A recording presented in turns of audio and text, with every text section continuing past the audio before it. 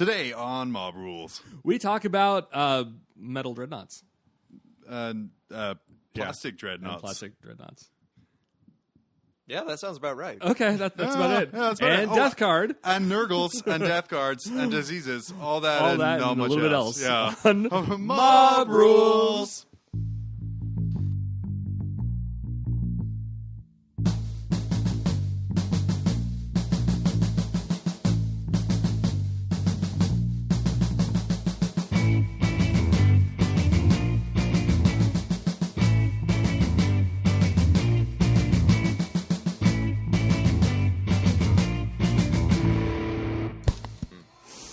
Okay. Welcome to Mob Rules, episode 51. 51. 51. That's officially in GILF territory, I think. Halfway to 102. Yeah. Yeah. That's math. Below 50, MILF. Right. After 50, GILF. Games I'd like to follow. I don't know. I, of course, am John, joined as always John. by... I'm Ted. We didn't get the Phil soundboard working in time. I'm sad. No. But we are joined by Sterling. Woo! Hey, Hi, Sterling. Hi, guys. You gave us a Phil hoot. I tried my best. Thank you. Yeah, we had this whole conversation thread about how I was just going to record very specific things of Phil saying, and see how long we could keep it going without people realizing he's not there.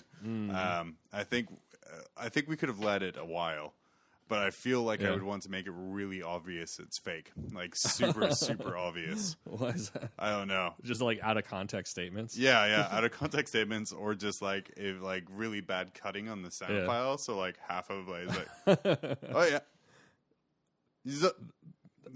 I like it. Yeah, it's super good. Man, I kind of want to put like a Death Watch reference in like an Eldar statement or something like that. So, can I just say, no joke? So today we're talking about Death Card. Oh, not Death Watch? No, wrong one. I know. Quick, pause the recording so we can go study. Goddamn autocorrect. After, so I read up a bunch on them like today and yesterday a little bit. I now really want an army of Fallen. That was my takeaway from my research. Oh man, this like third party thing that's very barely involved with it. Yeah, you should do those guys. They're pretty awesome. So okay, I guess maybe we should let's talk about what we've been up to first. And, because I just want to jump in and be like, hey, I really like Fallen now. But yeah, Ted, what have you been up to? Got some played a whole bunch of Shadow War last weekend. Oh, we set up a table and we had like a special mission. But I think that we found that it was like way too one-sided. Like I don't think it was originally a Shadow Wars mission. No, I take it back. It was Kill Team. That's right. Okay. I think we did. Okay. I did Shadow Wars first, and then another friend of mine came over, and we did like a series of Kill Team games. But I think like one of them was like it was kind of weird. He had it. So the idea was that the orcs were gonna go in. They had to protect all these slaves, and then Space Marines were supposed to come in and like rescue the slaves. But one of the options was the orcs could kill the slaves, and the orcs could set up wherever they wanted to. So I just set up my orcs like right next to all the slaves. And then they just instantly murdered all the slaves, right? Yeah, so I got first turn and I was like, blah, blah, blah. I win. All but 2 are dead. What? And you got a foot slog over to them. Okay, they're all dead now. Man, and that's like mission balance is like the hardest damn thing to get. I know because like me and Phil are doing a Shadow Wars campaign. Oh, okay. Yeah, I saw your assassin one. I'm just curb stomping him like the whole time. So I'm okay. Let's ignore the Promethean points. We're going to make up some missions to even it at the end. But it's hard getting that balance right there. Yeah. Yeah.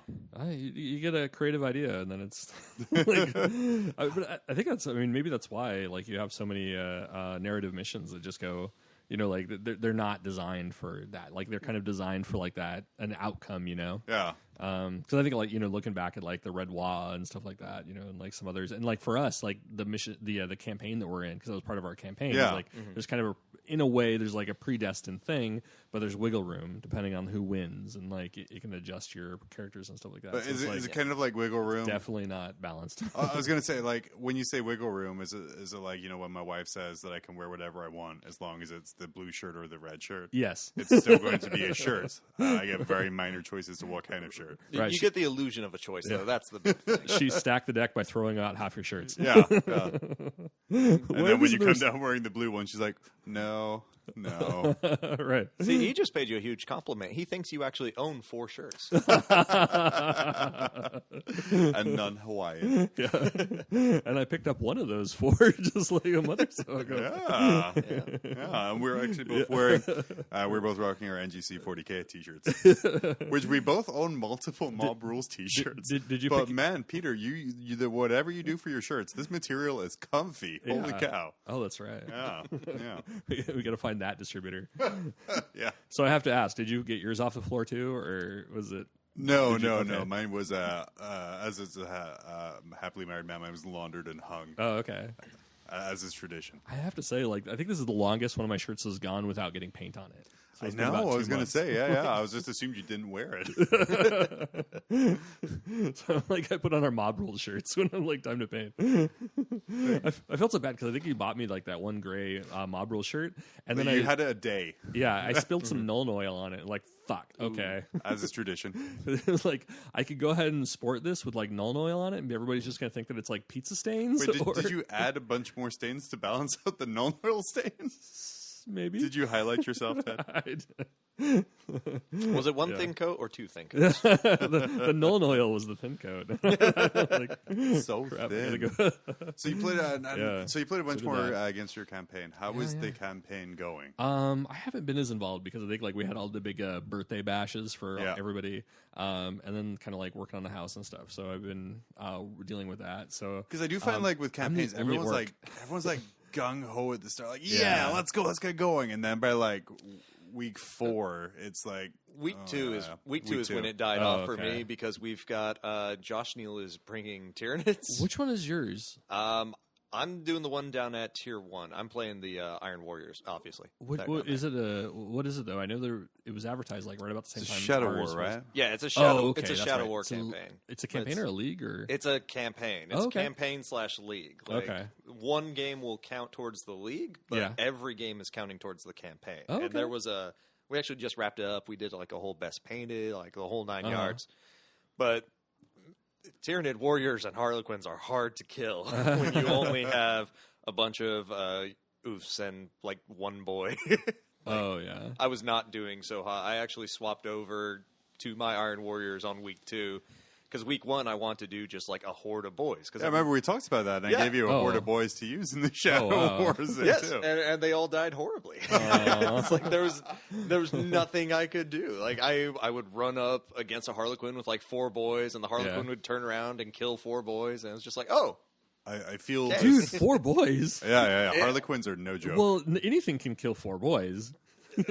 You would think in Shadow War they'd be a little bit better. Okay, but all right. It just wasn't the case. What are the points like? I mean, what was a Harlequin versus Orc layout? I mean, how many guys did you bring? How many did they bring? He brought 3 to my 16.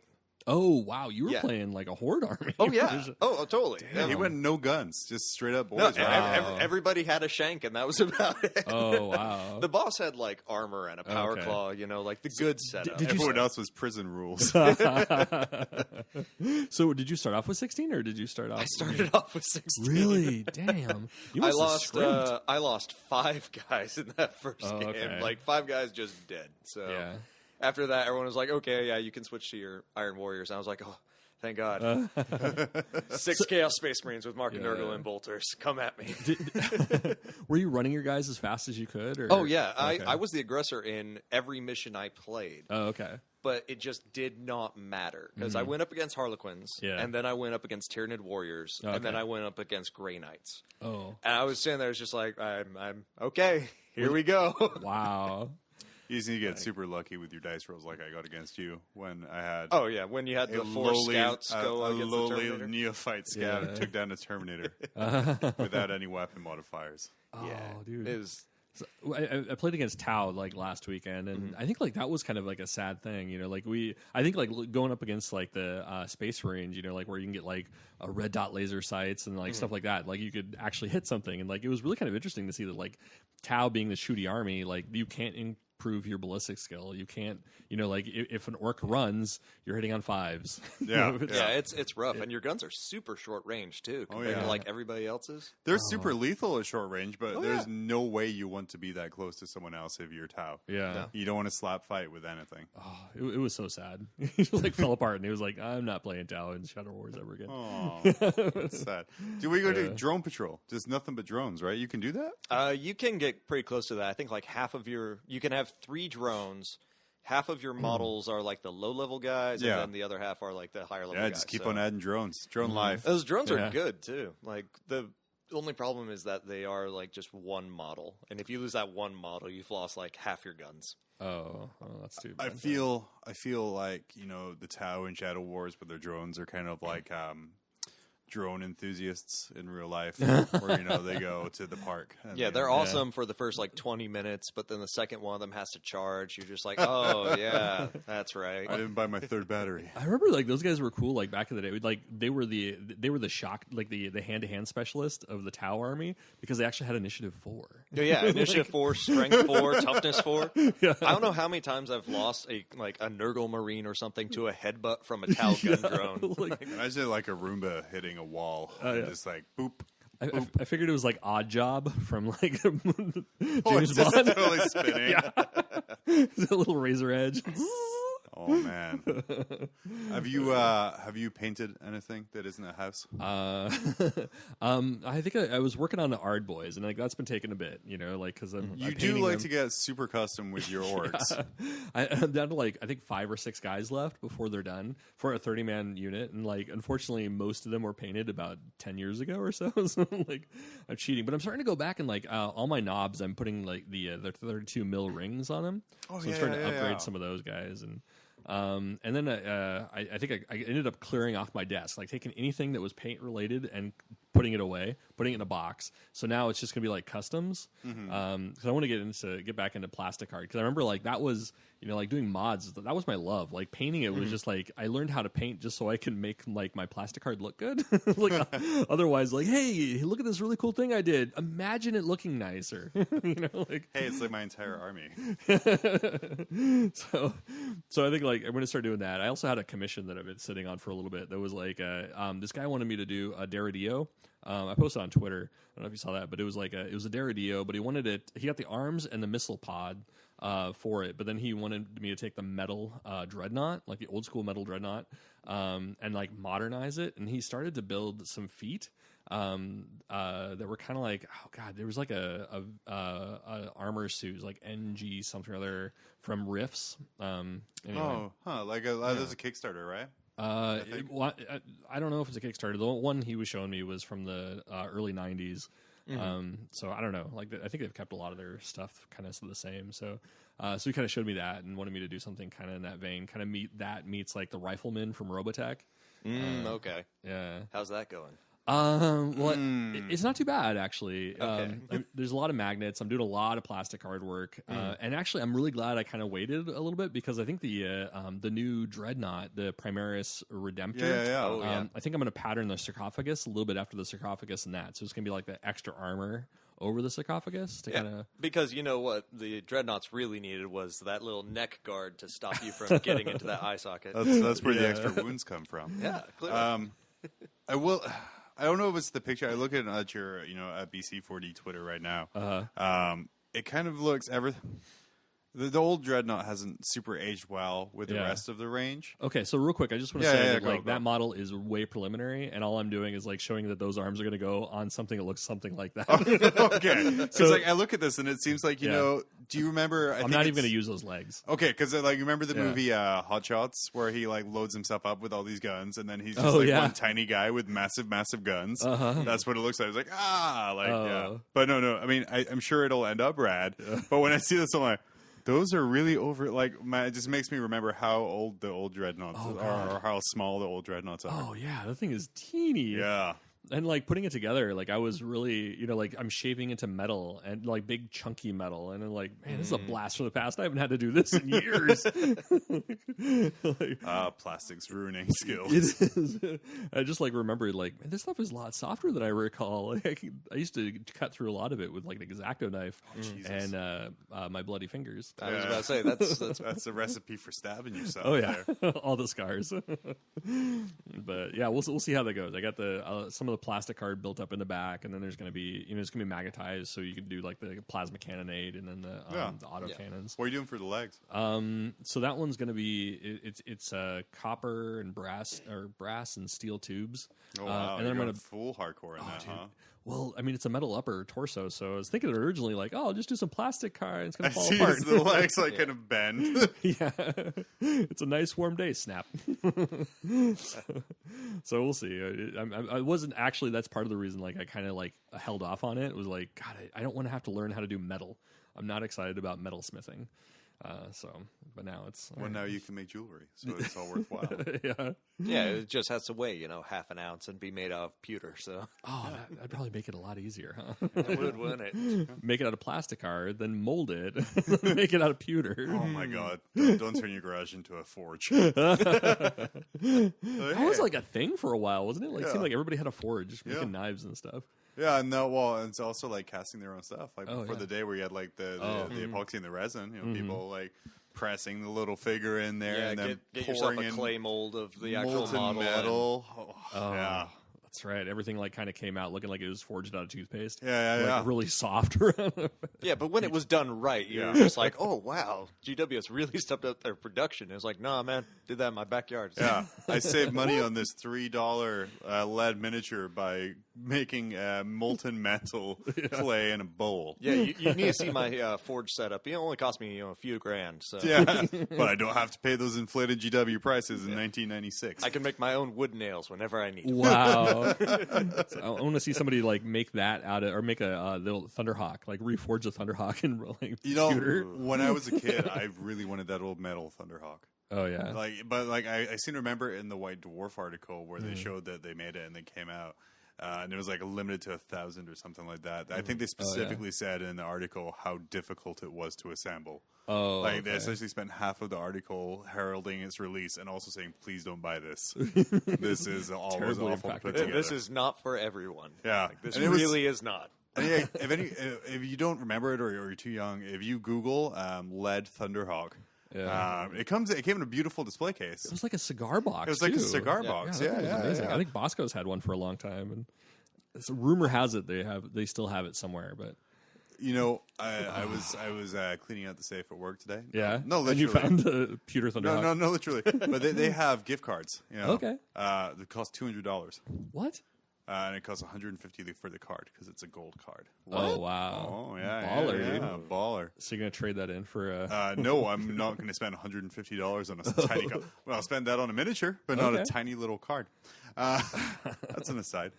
So you have your commission on the go. You seem to be pretty hyped about it. Yeah, like you get to a point where I think you get the stuff, you hear the project. Oh, okay, yeah, I can do that, I guess. Yeah. And then it's just in the back burner, and then when you start it, it's like, oh my God, I'm going to do this and this, and plus card here, and magnets here. I'm like you, getting to that point is tough. Oh yeah. No, especially when it's like something new, like something that you're not like too comfortable with. Like it's weird. Like I found that painting is more relaxing than modeling, which I enjoy a lot more. It's like at least when you have like a model, you're like, all right, well this part's red, this part's blue, this part, and everything's like predefined. And now it's like, oh, I have to use my creativity again. what is that like? You suck life. Yeah. But yeah. So rad. Yeah, Sterling, what have you been up to? What you been doing?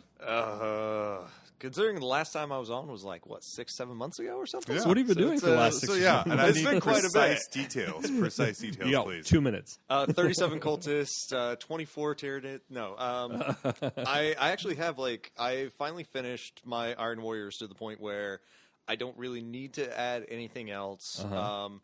And with the new edition coming out, I'm just not going to finish building any of the things that I have sitting in boxes, which I have smart. I have raptors and things sitting in the boxes because I was going to do a Sons of Kurz like attack raptor talon sort of deal. So it was like 45 raptors that I ended up just shoot, yeah. Well, because no one ever buys a raptor. You know? Yeah. When was the last time you saw a raptor kit? Obviously not at your house where there's 9 of them. clearly now.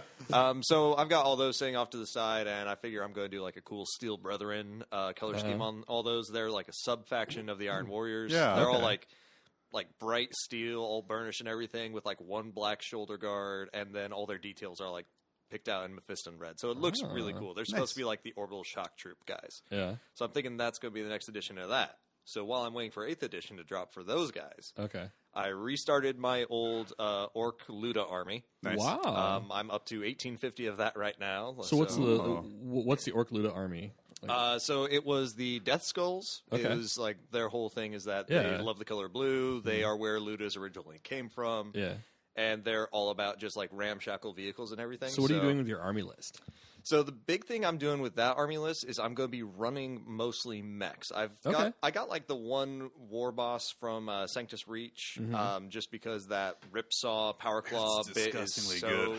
It looks so good, and rules wise, it looks good. So I've got him. The model's super rad too. It's a little larger than a regular war boss, and like it's monopose, so it went together in like 3 minutes. It was super fast, and it doesn't look bad for being a monopose model, which is one of the things I usually have problems with them. Is like you get locked in that one pose. I feel like the majority of the clan packs that have come out the past couple of years are monopose now, and that's kind of more what they're going to for the characters. Yeah, which I'm okay with, because every Orc player for the longest time had like 3 copies of the Black Reach war boss.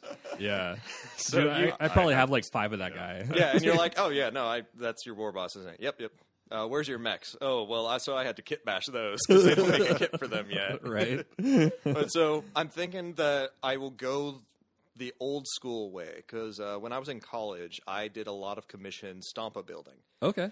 So I think I want to make like a Stompa dread mob kind of herd, but have everything be some kind of salvaged off of Hellbrutes and Wraith Knights and Dreadnoughts, and just go for that like cobbled together sort of look for the army.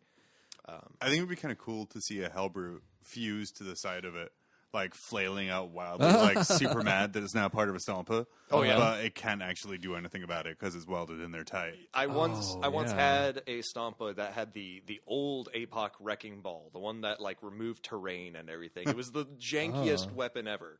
Like you rolled 2d6 every time you used it, and it was a wrecking ball that just hung off your model. Was that in the APOC? Yeah, it was in the APOC. I don't remember that. So you would measure from where the ball was. So I had like a whole crane gantry thing that I think was like a Lego kit. I had like where is this model? Up a bit. Did you sell it? Yeah, no, I sold that sucker years ago. Oh, bummer. But it had a Hellbrute that had a chain wrapped around its leg. Oh, wow. And that was my wrecking ball. So it was relatively recent, but not. Well, no, this would have been back in 2011. So I say Hellbrute, it was a Chaos Dreadnought. Oh, okay, right. It was actually one of the old Night Lords ones where it had like the wing kind of flail arm and everything on it too. So what was that thing? It was, yeah. But that model was so much fun, and it was great explaining the rules to people. It's like, oh no, I rolled double ones. Oh, okay, what happens on double ones? Oh, I hit myself with the wrecking ball. And there goes the Stompa. Oh. So I've got that going. I'm wrapping up my Tyranids, like finishing painting all of them. Yeah. I've got a Carnifex herd. It's 7 Carnifex and a Stonecrusher Carnifex strong right now. Yeah. I've got a Hierophant that I traded John for. Okay. Traded a buttload of Tau and like Tau vehicles. Oh, that's right. Yeah. Where like I thought about after I did the trade, I'm like, I'm never going to do a Tau army. Yeah. And then you were like, hey, Ted, want some Tau? Want to trade for some Tau? And Ted's like, I'm never going to do a Tau army. Sounds like I came out ahead. Yes, yeah, you did. So, that's all good to go. I'm doing like a blue skin, blue flesh tones, like purple muscle, and the carapace. I'm like actually color coding all the units. Oh, nice. This is your Tyranids, right? This is my Tyranids, yeah. And so they're going to be done as soon as I get back, because I'm leaving for Louisiana sometime this week. I'll be gone for the month and not able to do anything except sit at my phone and watch while you all play 8th edition. Oh, so, yeah. It's just like what happened last year. So you can't take any hobby stuff? No. Oh, really? No, it is a month-long like war game. Like I get to go liberate the citizens of Atropia one more time before I get out of the army. Wow. So you have your you're getting out. Oh yeah, I'm getting out. I leave the army in like 315 days or something Damn, like that. and 17 hours. Yeah. He literally has it down. Yeah, I'm not going to check my phone right now to double check the seconds and the hours, but yeah, you got But it. there's an is app to for that that. point. There is an app for that. There's a website for that. For the getting out of the army. Oh yeah. SterlingGetsOut.com. Damn. Yeah, so I'm taking donations. So let's see. I've got the orcs, got the nids, and I restarted that like god awful renegade infantry spam army that I played last year at States. Oh, was it cool. after you read that in the new rules that I have a flyer base can't fit, it does not sit and it gets destroyed again? Oh, that was the That's original. back in the rules. So did they get rid of the wobbly model syndrome, or is that? Yes. So for flyers? new 40K. So flyers. for 8th edition, that's flying tragic. flying is not like you're up in the air. Flying is a different move value. Okay. So, like, the Helldrake's got, like, a move value of 30 when it's flying. Or you can walk it around and it moves 10 inches and you can box people with the Helldrake, which I'm excited to try. Holy blast. That's kind of a bummer to hear that they're getting rid of flyers as such. But. Yeah, but it was one of those things that, like, flyers are a lot like knights. If you were not using them, you had to bring things to stop them. Yeah. And, like, up here in this meta, we're, like, not a lot of people bring flyers. Like, I'm one of the only people who brings, like, consistent anti-air, and that's, like, Tank Hunter Havocs on a quad gun. Yeah, I hated playing you when I was in my 7 flyer list. Yeah. It's awful. Oh, wow. It's like, and dead. But yeah, so Tyranids. I'm excited to see. I'm excited to see that, like, going back to the way it was, where now everything is 2D again. Like, everyone's on the same playing field. So what are they going to do with, like, all the anti-air guns then? Like, the anti-air units, like the Stalker, the. They just changed up their guns a little bit. So they just don't have Skyfire and they can fire at anything? Mm-hmm. Well, all Skyfire really was you shoot at flyers, skimmers, flying monsters, creatures, gliding monsters, creatures as normal. Everything else you snap shoot at. So I think flying right now, I'd have to double check the rules that have been released, but I think it's only like a -1 to hit in addition to anything else. Yeah. Okay. So, Well, that's not terrible. no, it's not bad. You're still going to do it. I mean, there's no reason not to. Yeah. Like, I want to point out, Demon Prince, no wings, 1 point increase. Demon Prince with wings, 15 points off its old value. What? Ooh. Yeah, because flying isn't that's as good right. anymore. Okay. Bananas. You also played in the Big State tournament last weekend as well, right? I did. With your iron hands. Oh, yeah. Keep Oh. that up. See what happens. See what happens. Is that your counts as Iron Hands? No, there was one army there that was so count as that it drove me insane. But I think I heard about this one. I brought my really nicely painted, well-themed Iron Warriors army. Yeah. And you put it against Galvatron and a Voltron doll. What? I don't know if that's true. It's just a guess. No. So my like tournament was actually pretty fun. Like the first 2 days, I went up against Chaos Demons, and then I went after the counts as Army of the Century. And I was second in the rankings going into day 2, and I played against Milo, and I had stayed up all night the night previous, just getting hammered and eating pie. And dream right there. I misplaced my objective for that mission a half inch out of my bunker holding objective secured havocs. And so he was able to take it from me, and instead of it being an 11-7 victory my way, it was a 13-7 his way. Oh, tragic, dude. Yeah, and then that paired me down to go up against Eric Rickards, who came down with the Flyrant just spam list, and he seized on me, and that's what lost me the game. Because when you're playing against the Tyranids or any kind of flying monster creature, if you don't have turn 1, there's nothing you can do. Good luck hitting. I mean, granted, I managed to kill just 7 things. I managed to kill 2 of them, and his Warlord was down to 1 wound, but he straight up tabled me. I did probably what everyone is considering the best play of the game. I heard the about entire it. tournament. What? You did? Oh, really? So, all right, fun fact. You land a creature on a building that's not occupied. What happens? It sits there. No, that building becomes part of the enemy, Right. the enemy army. Okay. So he flew. And this is a building with like fortifications, or some weapons. It was a fortification. It was my void shield generator. Okay. So he flew a hive tyrant onto the void shield generator, and so I had kill a unit, and he had hidden everything from me. The hive tyrants are just messing up my little fortification. It was It was bad for me. Like I had lost my Khorne Demon Prince turn 1. Like, my warlord in the bunker had been crushed. Yeah. It was bad. So as soon as he lands on it, it was like, okay, I get to use a rule that probably never gets brought up, and it's Iron Warriors and their anti-fortification hate. Oh, that's right. So I turn. Oh my gosh. I've got 2 squads left. So I turn one squad with a melt-a-gun guy, and he fires at the fortification. Yeah. I'm able to hit. I have rerolls all day because I'm like in melt range, and I had to sit there. It's like, okay, so now I have to explain what happens next. If I roll well enough, like a 4 or more, that guy is just removed because the void shield generator is impassable terrain. Oh. So, and if you cannot get out of impassable terrain when the bunker comes down, you're removed. You're removed from play. Okay. So we had called the judge over and everything to like verify it was all kosher. I didn't end up doing that, but what I did do, and this was probably even better. Yeah. I shoot the void shield generator. It blows up.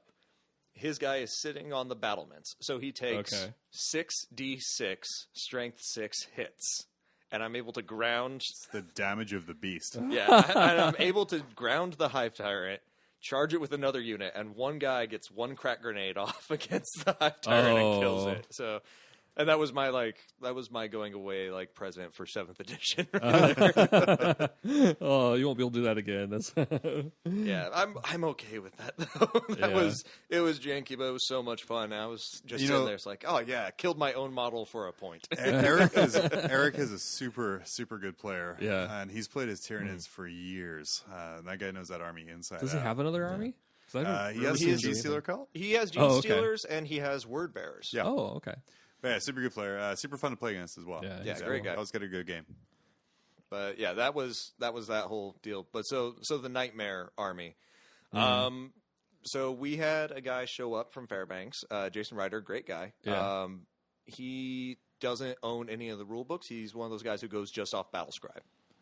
And he's in the top 4. He was third, right? He was third. Yeah, he took third. Okay. Because essentially what happened was he took a combined arms attachment of Space Marines. Okay. With Guilliman as their Lord of War. Okay. Then he had an allied detachment of Mechanicus. Took Call and a bunch of Cataphrons. Nice. And then he had an Inquisitorial detachment and took a bunch of Inquisitors, including like Codiez and like some Xenos dude with a conversion beamer, which I didn't even know was an option for them. That's yeah. That's really cool. It's rad, right? Why don't people do that more? And then I had to remind him why people don't do that more during the game. Because we start off and I land a Dreadclaw in his backfield. And I say, okay, my guys I hate your Dreadclaw. everyone has a new respect for that model now. No respect, just straight out hate. So I land it down right next to his Rhino in the backfield. And it kills the Rhino because it does this whole little like blast whenever it lands. And it's strength 6, always hitting on the weakest armor facing for D6 hits. Right. Which, to be fair, I'll drop out you do. I completely agree with you. Yeah. And if they cost 100 points now, maybe they do. Yeah. But well, they can't get within 9 inches of me. So.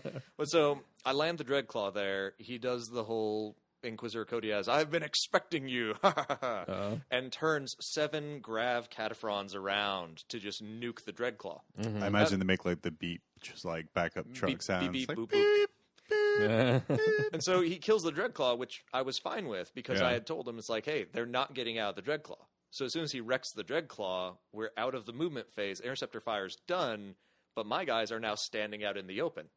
Okay. Oh, dude, that's sneaky. Yeah, it's something people don't think about. So the Dreadclaw is not a normal drop pod. It doesn't say you have to get out. Right. So you land it next to something with it's interceptor a flyer, right? So you can pick people up. You can run around. You can shuttle bus people around. Yeah. It's a skimmer. It does it all. It's a skimmer and a flyer. Okay, that's what I thought. It just can't be a flyer on the turn it comes in. Okay. But so, yeah, I did that multiple times that tournament where someone's like, oh, yeah, I've got interceptor on this guy. It's like, cool. I'm going to Here's land the them target here. for you. Yeah. It's only got 3 hull points. Go ahead, shoot at it. Oh no, you wrecked it. Now my sorcerer and melted chosen will get out, and you can't target them. Oh, wow. It's a dirty, dirty trick, but it's so good when you pull it off. So How many points is that? it's 100 points for a Dreadclaw. Okay. I mean, Higher, but... it's higher, but in like the last few months, it was part of the warband because it's dedicated transport for the Chosen and the Marines and the Havocs and the Hellbrute. So it's Nice. objective secured flyer for 100 points, Okay. which is awesome. Getting those little Necron tactics back in. Yeah, right. So anyways, we get to his turn, and he's turned around and he's getting ready to shoot me, and he's like, okay, and I'm going to use Hunter's Eye, so I'm ignoring cover. It's like, oh, you're... so this is where we get into the whole confusion of it. His entire army is painted as salamanders. Oh, okay. Guilliman is actually the Forge World Vulcan model. Yeah.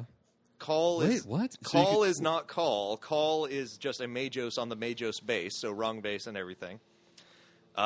He's got an Inquisitor... And like half the size, right? Oh, yeah, he is tiny by comparison. He is just... Because Call's huge. Yeah, he is super small compared to Call. Like, you could easily hide several Majos behind Call. Okay. But this Majos could hide behind all the Cataphrons because his base was smaller than them, so it was easier to manipulate where everything was. Oh, and he had the Grey Knight character from Fall. Dave. Steve. Yeah, right. Dave. Yeah, Dave the Grey Knight. Yeah, he's good. So I'm sitting there, it's just Or like... is it Tim? I'm doing You them... shall not pass. Ted, I need you to art me a Tim the Enchanter Grey Knight. I don't know. That like headpiece. It's just like... Just on the Grey Knight, yeah. So I figured out, it's like, so where are all your points at? 'Cause he had 7 Cataphrons, which are not crazy expensive. They're like 50 points a model. Call, who's 200. Guilliman, who's like just shy of 5. Right. Then you have a Grey Knight character, 200. You have a White Scars Master of the Forge on a bike with Conversion Beamer and Hunter's Eye, apparently. Okay. Isn't that a White Scar relic? It is a White Scar relic. So everything was painted up as salamanders, but he was running White Scar chapter tactics. Okay. Because Guilliman can be included. Yeah, for sure. But in he any doesn't army get any of his bonuses if you're not using him as the Warlord Ultramarine. and taking Ultramarines. Yeah, right. So he just took him as like a cheap knight that he could hide behind cover. Sure. That died like a chump to las cannons on turn 2. Oh, wow. Hey, you don't mess with my Havocs. Bobby G. He stuck him in cover? Oh, yeah. Why? I don't know. He has an Well, amazing save regardless. Isn't the whole point of Bobby G to be like a great force multiplier for Ultramarines? Oh, yeah. And beat the crap out of people. Yeah. Take So- their faces off. So he had all that, and that was one Death Star. Like, everything was interconnected, everything was rolling around together. And then he had 2 minimum units of TAC Marines, one with a Rhino and a las cannon, one with a Meltagun and a drop pod. Okay. So easy Was kill the points. las cannon actually a bolter? Thank God it was actually a las cannon. It never fired at anything all game, though. Okay. So pretty sure he forgot. So anyways, I asked for his list, and he pulls out, and it's that god-awful Battle Scribe. Oh, that thing's Oh, hard it's to like read. 75 pages. Yeah, and the thing was he had it all front and back, but the way Oh. he had added all of his guys to the roster, like Call would be on this page, and then 4 pages later on the back side would be the Cataphrons, and in between are all the Marines, and it's just like, what happened here? Yeah. So I go looking through it, and I sit there, and it's like, okay, all right, yeah, you got a Tech Marine on a bike. Cool. Hunter's Eye. Cool. Shield Eternal. Wait. Armor Indominus. Wait. Yeah, because you can't mix, right? You cannot take more than 1 relic on a character. Yeah. And he had 7 relics on this one dude. And then he had the one no-name Inquisitor was rocking all the Inquisitorial relics. Wait, and they didn't take his scores away? No, so it ended up being one of those things where by the time we had found out, it was at this point where to redo the scoring would have seriously impacted things because we had an Orc player who brought Stompa who lost terribly, 19-0 in his first game. That's how this guy got paired up against me. Oh, okay. Yeah. Because I curb stomped my demon opponent. And by the way, Impossible Robe, super fun to see that thing go off. It never works for anyone I've ever seen use No, it. that's the only way you kill the Zinch Prince. Is like, okay, By no. their own impossible robes. Yeah, it's like, no, you took a wound. You have to roll Impossible Robe. Oh, he's gone. But I don't want to. Don't take the damn rope. Too bad. But so, yeah, it was a whole big thing. We just decided that instead of like essentially harpooning his chances of ever placing high at this event, he would instead drop down to 1 relic per guy. Yeah, which is quite a handicap. So it's a fairly good big points drop right there. Yeah, he was short like 700-800 points after that was said and done. I mean, like, granted, he still had this giant adamantium will hitting onto stealth shrouded Death Star, for most of the games. Yeah. But I just sat there and I was like, okay, cool. My knight's going to plink a shot at you, and then you're going to shoot back at it and void shield. And like, I think I only lost the unit that I directly fed to him, and my Khorne Demon Prince, who was essentially in my list to be a torpedo that I just fired and forgot because not a lot can handle a cornpedo. Wait, no, that's something different. Yeah, that sounds bad. That's just an angry man. Yeah, but it was just like 7 weapon skill 9 strength 9 attacks on the charge with armor bane. Like, he was just there if I went up against another knight, which I did not. That's weird. The only knight on the table every game was the one knight I brought. Wow. You dropped it down to 1, huh? I dropped it down to 1. So usually run as 2. Yep. Okay. I run the double Trouble Brothers, and so I decided that I was not going to be someone's bitch during the psychic phase for this tournament. Okay. So I dropped 1 knight, took a Khorne Demon Prince, added a sorcerer, and added a bunch of upgrades everywhere else. Like, I had an Icarus quad gun and all sorts of things for my bunker. Yeah. And it worked out like really, really well. It's just missing the placement of that one objective screwed me because going into the last round, John Miller, the Blood Angels player up here, he took the tournament playing against my Tau opponent, Milo. Okay. And I'm fairly confident that I could have beaten his deal because all he was really running was Death Company and a Storm Raven. Death Company, Storm Raven, Fire Raptor with the Monster Hunter Legacy, and 2 knights. And that was pretty much the whole thing. I would have fought a knight. Exactly. I would have fought a knight, and I'm Iron Warriors. I don't mind fighting a knight. And not to disparage Miller, who is, please don't listen. Well, he doesn't listen, so it's fine. Good at the game. That's just kind of the standard John Miller joint. He's been playing that list for like a little over a year now. Yeah, he's another one of those guys that has like 1 army, right? Yeah, he just Blood Angels. Knows that army inside now. He's got like 20,000 points of just Blood Angels, and now he's got some knights to help him out. Okay. And he refused to take 2 knights until he kept losing to me. Like the last 3 tournaments we've met at, and I've had my double knights, he has lost. Okay. So and then lo and behold, he shows up to state with 2 knights. So, oh man, neat, rad. So what you been up to? Well, very sort of. I was thinking like very little, but then I was like kind of going through it in my head, and I was like, no, I kind of did a bit. Yeah. I'm continuing my Shadow Wars campaign with Phil. Nice. We're recording some more tomorrow of that. Like I said earlier, I've been curb stomping him the whole time. Like, if terrible dice rolls had a face, it would be Phil during this campaign. It's been brutal. He does really well in tournaments. Then it seems like if it's not a tournament, he loses his charm. So we're looking at it, and right now the score is I'm at like 12 Promethium, and he's at 2. I'm like, and it's, he's doing it for his YouTube channel, so I kind of want to make it interesting and not just kind of like hey, let's punch Phil into the ground again. Yeah, well, now I know how that assassin game goes. Yeah. So, that was brutal, that assassin. That's on my watch later queue right now. Yeah. By the way, I liked how you did the yellow shoulder pad on that guy. Yeah, thank you. Back to as an army. Imperial Fist assassin. Because the little would never happen. But Beast of Rise's callback where they murder all the Imperial Fists. So is that cruel? Beastly. So I jumped in and we talked it over. And I was like, okay, screw Promethium. We're going to forget about that. That's gone now. And I designed a couple missions for the last thing. That's kind of what we were talking about earlier about how to make it balanced. Because we're sitting now with Phil, who's replaced the same guy 2 missions in a row. Because the same guy? Yeah, well, no, so a guy died. And he had to spend his money to replace him, and then that guy died. Oh, shit. So he had to spend his money to replace him. Oh, yeah. So I'm like, okay, so how do we make this fair? So what I've kind of done is, okay, so what the story is kind of so far is, like, we found their base. We sent the assassin in when we found their base. Okay. Spoilers, the assassin brutally murdered everyone to the point where I decided to leave rather than take the last 2 out of action because I'm like, I got to think of the campaign, man. I can't just cripple his entire kill team. So now we're like, this is a safe zone for the planetary governor to pass through. Okay. So the next game, which we're going to be doing, I'm going to have a wrecked rhino in the center of the table. The planetary governor is going to be there, so I painted the planetary governor, or just it was the old metal Imperial Guard Psyker.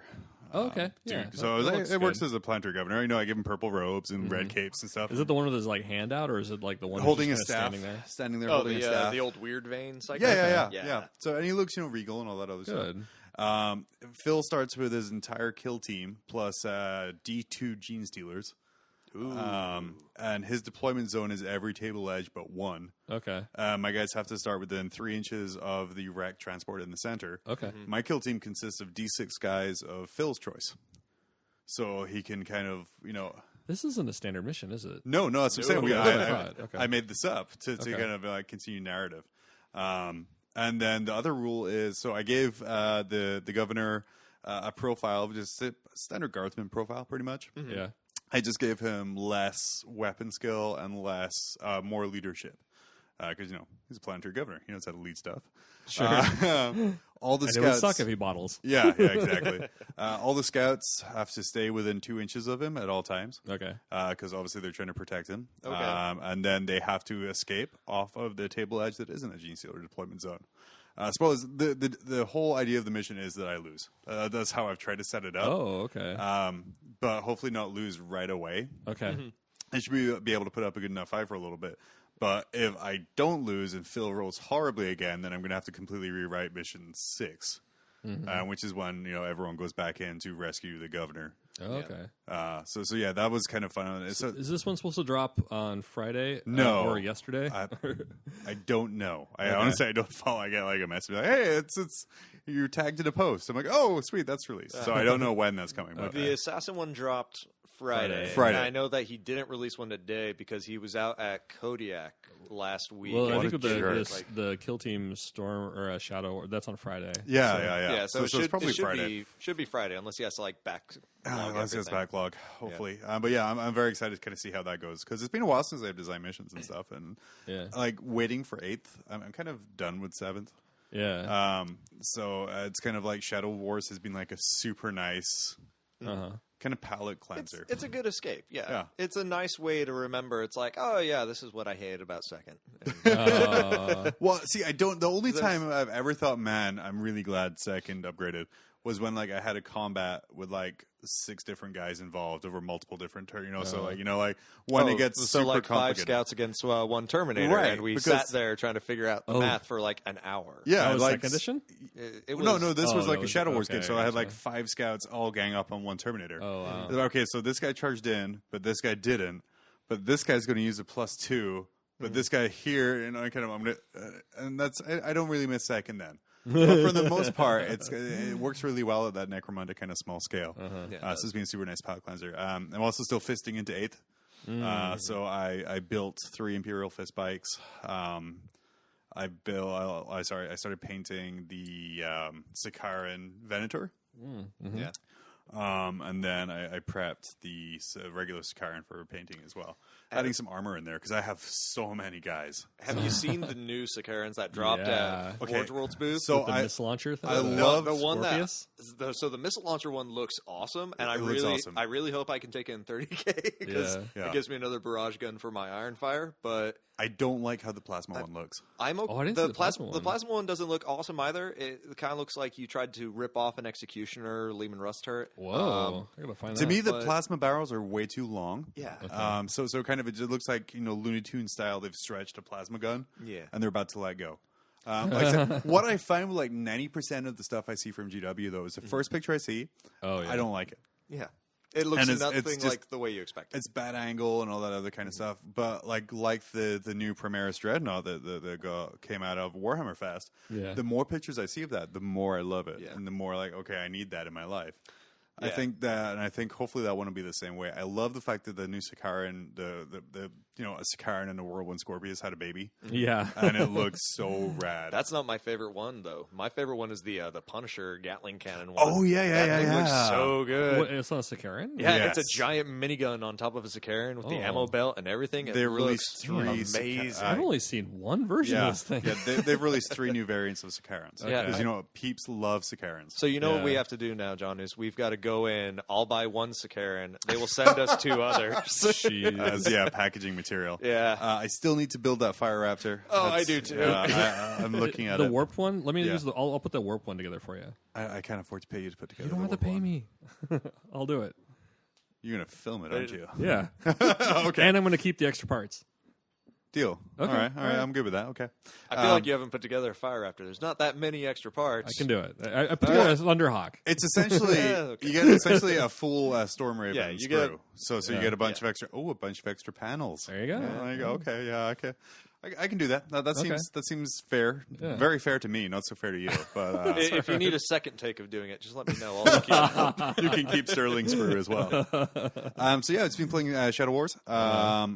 Getting some Imperial Fists ready to go. Painted my planetary governor. Okay. Oh God.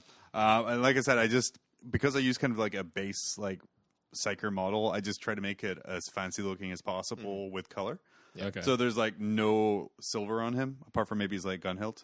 Everything is gold, and his jacket is a very garish purple, and his shirt is red, and just kind of get those kind of rich colors. The that you would garish colors you would never see on a human. Yeah, Oh, pretty okay. much. As I were, blue. But yeah, that's about literally all I've been up to. Holy cow! Oh, I did check out on YouTube Twin Linked, which is a new YouTube podcast done by Dave, our friend from LVO. Yeah. Oh, Dave Singer. Dave Okay, Singer, yeah. right, Dave Singer and Dave Other. I don't know the other Dave's last name. Oh, cool. But they do, remember what he was talking to us about doing a recap roundup show? Yeah. For all the ITCs And he was in the going to do West. regionally speaking. Yeah. So the West Coast one he's doing, and he's up to episode 3 right now. Nice. That's why I was giving Sterling a hard time, because on that podcast, he said that the best moment from the tournament was when the Iron Hands player blew up his own Void Shield generator, and I'm like, wait a second, I heard that story, and it wasn't about Iron Hands. This happens. Yeah, no, that did rub me wrong a little bit. Just because I found out that right now I'm the #1 Chaos Space Marine player in the West region right now for ITC. So, Oh, wow. woo, and I'm in the It's a golf clap, so I don't pop test levels. So make it yeah, I'm in the top 5 for the whole ITC right now. So That's dope. It's yeah, rad. yeah, it's nice going out of the Magician. So being you're that gonna- high up. You going to try and do LVO this year? Or next year? I plan on doing LVO this next year. I'm trying to figure out what's going on with just my unit and work and things like that. Yeah, 'Cause giggity. I may meet up with our friend Colin Wingo. He's moving out of the state. But I didn't hear Yeah, about he's that. moving into the lower South Carolina. South Carolina. Whoa. yeah, just to get a change of things, which is good. I'm supportive of that. But Sure. he's gonna try and meet up with me at the South California Open. Oh, SoCal Open. Yeah. Also run by the guys at Frontline, like Reese and all Okay. them, who have been doing those awesome faction focus articles. Oh man, those are God. There's only so long I can be teased before. Yeah, Yeah.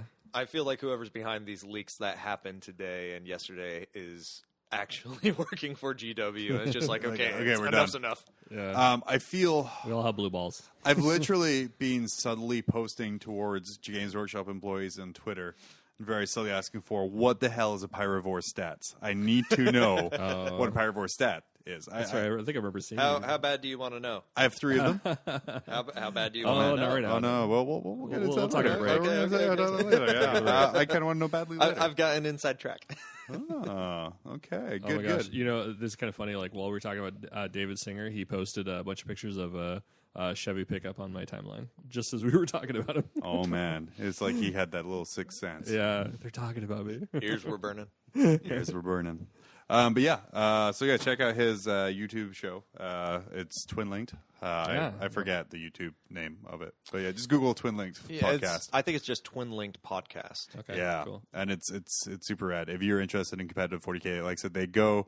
What I liked about it is kind of they go through the top 3, and then also kind of what the army composition was, and then they also rip on some stuff too, which I kind of like. Yeah. So it's good times. Good times. Real quick, I want to throw a quick shout out to Dante over at Ferret Forged. He dropped off a bunch of custodes. Like, I don't want these anymore. Here, you can have them. So thank you.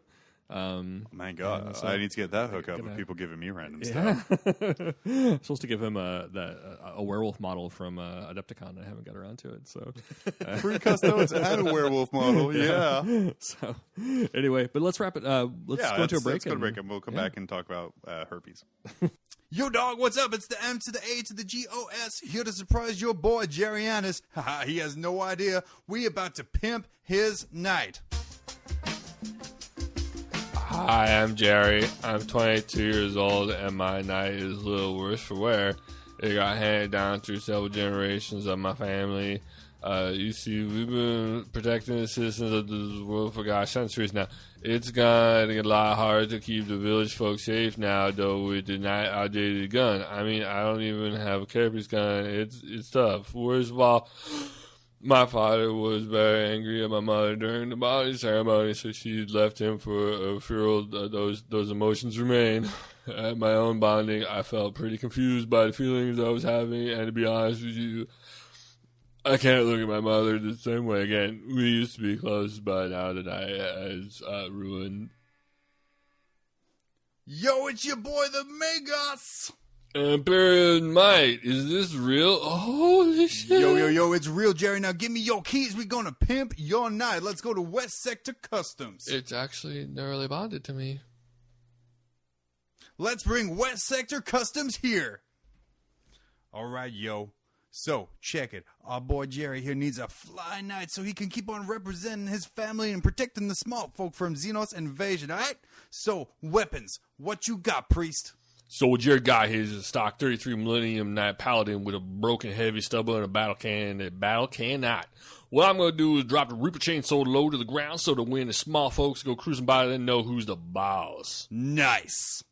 Then we're going to take the heavy stubble out and we're going to put in a holographic projector that constantly projects the image of his mom's in front of the knight at all times and get your boy's rage up. All the better to smite the enemies of the Emperor with. Exactly. And as for the battle cannon, we got to modify it so instead of firing bullets, it's going to fire beats. 36,000 decibels of sick beats dropping out that speaker. Word. All right. What are we doing with that machine spirit IT guy? Jerry's night is slow to respond and hasn't had an update in years, so we're going to do what we do best. Preach it. Turn it off and then on again. Should speed up the reaction time. All right, boy. Paint. What are we doing?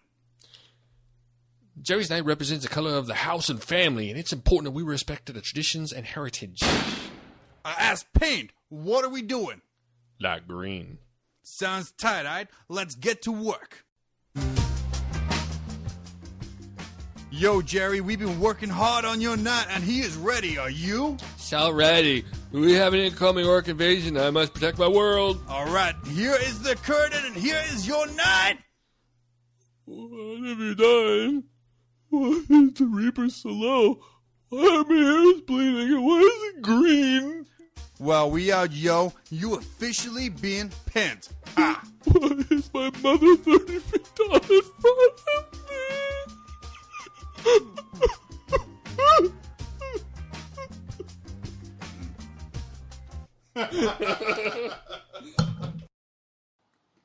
Hi. Rad. Hello. Hi. So, how are you? So I'm doing good. Good to see you. Doing good. You too. Been a long time. Like your cat attacking the chair. Yeah. Yeah. It's great for this visual medium. Yeah. The chair was over at Sierra's for a long time, and they have cats, so I think the cat is attacking other cats. Oh, it's attacking the chair. smell of cats. Maybe. Yeah. They are evil like that. Yeah. So, That's true. So new 40K coming. We don't know the rules, so there's no real point in talking about it. Yeah. Well, we kind of, like, the way I see it. They're all leaked by now. Yeah, they're all leaked by now. But, I mean, the way I kind of see it right now is, like, people are bitching about it. Or, like, they're comparing, like, we're excited. A Ducati to a Ferrari. Like, where it's kind of similar, but it's also very different. And you can't really compare the two. Yeah. One of the biggest things I've seen with a lot of the complaining going on is people are really ignoring part of the game, which, like, I switched over to Age of Sigmar when Fantasy Ignoring part of the happened. game? Yeah, that'll make them mad. Yeah. So it's synergy. it's synergy based. Like everything is synergy based. It's like, okay, so my baseline dude may not be awesome, but I take 2 characters that I was probably going to take anyways. Yeah. And now that block is amazing. And the other thing is the not called Battle Shock test, but called Battle Shock. So the morale thing. The morale ones, yeah. Okay. So it's anytime a model is slain, you take that model, put it off to the side. At the end of the turn, every model from that unit plus a d6 roll, and you lose wounds if you go over your leadership. Okay. Yeah. So and that's huge, and I think people are really forgetting that that's part of the game now. Is it's like it's shooting and assault. Yeah. It's a different game. That's like, it. It's entirely new. And I'm stoked for it. But we'll talk more when we have the actual rules. We do have our Seen the Starter box. And those beautiful Primaris Marines, which we can't talk about because we don't really know about them at all. And there's really nothing coming out. I super enjoy where they came from. I love the idea of them. And they're rad. But I'm looking forward to seeing kind of that stuff expand. Sterling, you don't agree? I'm really happy to see that that Jess Goodwin was working on these way back when. So there's a genesis for both that and the Redemptor Dreadnought. Like if you look at his sketch pad, there's kind of a picture of what became the Contemptor / Redemptor in it. Yeah. So and it looks almost identical to the model that just came out. Yeah. So I think for those that are just like, man, GW just pulled this out of their ass. Not quite. No, I think because it goes back. Jess Goodwin's been designing Space Marines for longer than most people have been alive. Yeah. Probably just let him do his job. I'm kind of there's some old sketches that I remember of Marines with twin assault cannons on their shoulders and other heavy weapons. I'm excited to see when those drop. Whenever they drop, these is images that have been going around for 10 years. So maybe that'll be another. Remember the Elder Jetbikes as well. They had those new Elder Jetbike models for 5 years or something before they even released them. I'm like, yeah, we got them. Just whatever. It's all good. Yeah. But what we can talk about is something that has a little tiny bit of history. A little bit of knowledge is the other half of the starter kit, which would be the death card. Oh, the death card. The Nurgle. Why are you acting so surprised? What? It was your idea. You're like, right. The death card. Oh, yeah. Well, I thought you were, yeah. The chosen. I like to be the Nurgle. audience once in a while. Oh. I never like to be our audience. It's an awful experience for listening. But no, so the 14th Legion? Yeah. I want to say 14th Legion. Yep. Which is double 7. Oh, yeah. Which is the number of it's Nurgle. double as cool as Nurgle. And that's going to be something that comes up quite a bit when we talk about this. Yeah. So guys, tell me about those Dusk Raiders. I'm a hipster. I liked them before they were Death Guard. So going back through the history of them, and Why not? So they're so should we talk about Mortarion first, or the Dusk Raiders, because he had his own history that kind of went at the same simultaneously as the Dusk Raiders. Talk about the Dusk Raiders a little bit, because I think once Mortarion gets involved, then it becomes Death Guard proper. But there's still some genesis in there. Okay. So the Dusk Raiders. So the Emperor's running around. He's beating up the Techno Barbarians, right? Yeah. And I think he finally comes to this one area of Terra called what is it, Albia? Is that right? So he comes to, which is nowadays Albania, and he comes to this place. He has all his Thunder Warriors, and he's going to take this land. And the Albians had just gone through this civil war where they ousted all their warlords. They had been taken over by these tyrannical warlords, and so now they have independence. And they're fuck the bullshit. We don't want any leaders. It's just us. We're just chilling. We got our whatever it is. And then the Emperor comes in. He's like, all right, well, we're dominating this place. We're getting rid of Techno Barbarians. And he goes in there and he keeps getting his ass kicked over and over and over and over by these dudes that have they had proto dreadnoughts back in the day. They had advanced technologies, and they were hardy as fuck. So I really want to imagine that the Emperor is just like that meme where it's this is mine now. He never actually invents anything. He I invented this. This is mine. I made dreadnoughts. So we're just going to change the power source. And so eventually, I think he gets his ass kicked so many times. Eventually, he withdraws. And he's like, "All right, let's try diplomacy." Fuck you guys! I don't want your stupid country anyway. I just wanted to go through it, man. You gotta walk everywhere. There's a Maginot Line to the south, which I thought was kind of weird. For the longest time, he was, he tried the the tyrannical approach, and then he's like, "Oh wait, maybe I should talk to these people." Like after trying to murder them for decades. Hey guys, so can I be your warlord? take back seas. All right, here's the deal: food and healthcare for everyone. I know I tried to murder you all. That was my bad. I own that. Don't worry, there's going to be this great crusade. It's going to be huge. Huge. We're going to build a great imperium, and we're going to make the Xenos pay for Going to it. build a wall to keep the Albians out of Earth. Wait, that's us. Oh, shit. Well, we're going to change it slightly. So he ends up he wins them over with diplomacy. He decides Then he murders them all, right? yeah, but he tells them, he's like, look, we're going to reinvent the mankind. We're going to unify everybody. We're not going to do the warlord thing. We're kind of done with that. And like they get really behind this, and they for the longest time, like as they kind of bring the Albians in.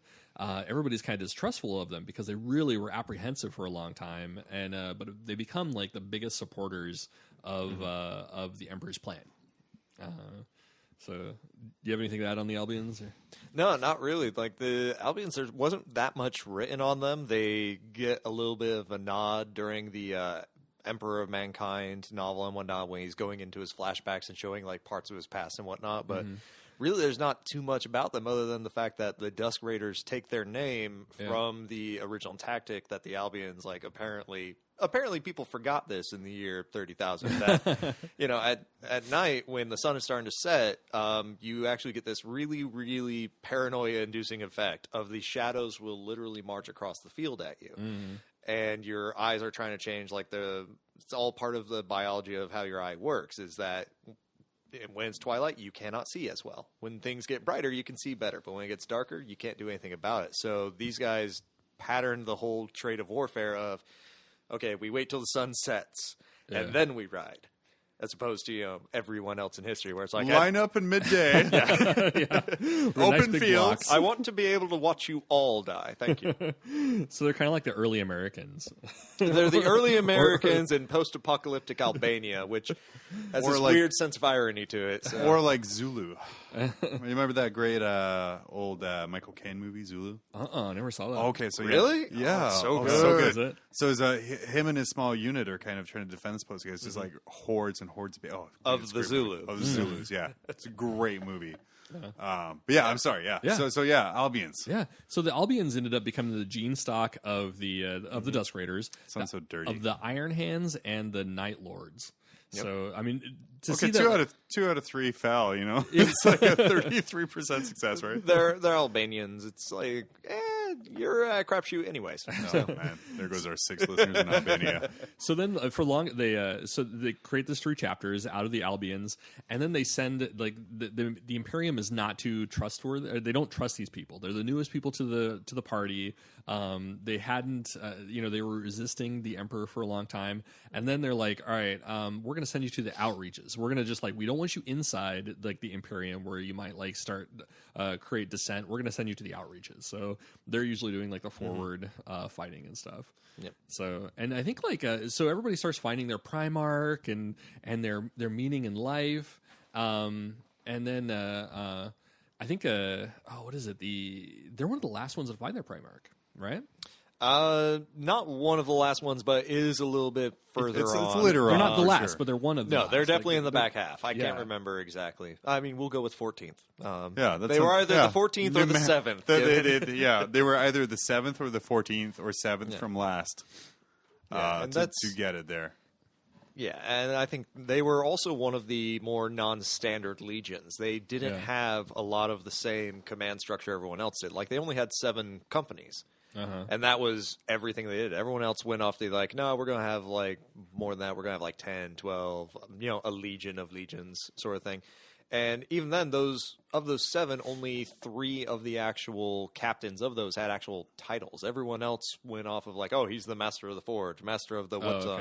And they're like, no, first captain, second captain, and our 7th company is going to be the battle captain. And that's it. And that's as simple as it got. I was like, oh, okay. Cool. Yeah.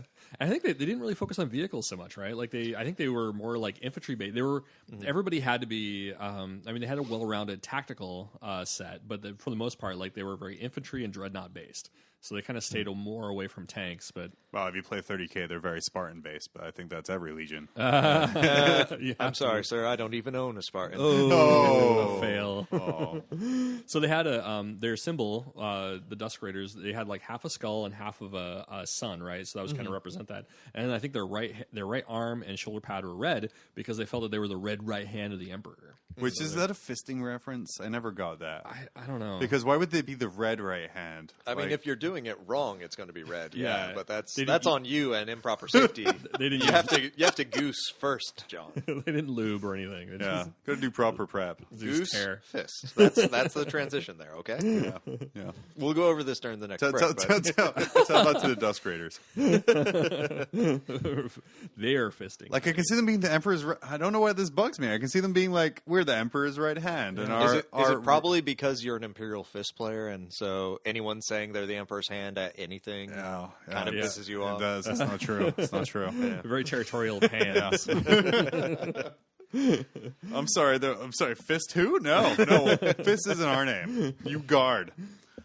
So they didn't. When they finally got their Primarch, they were very unhappy with that. Like they were used to being self-reliant, and then so when Mortarion shows up, they're like. Also, he's super weird emo kid, right?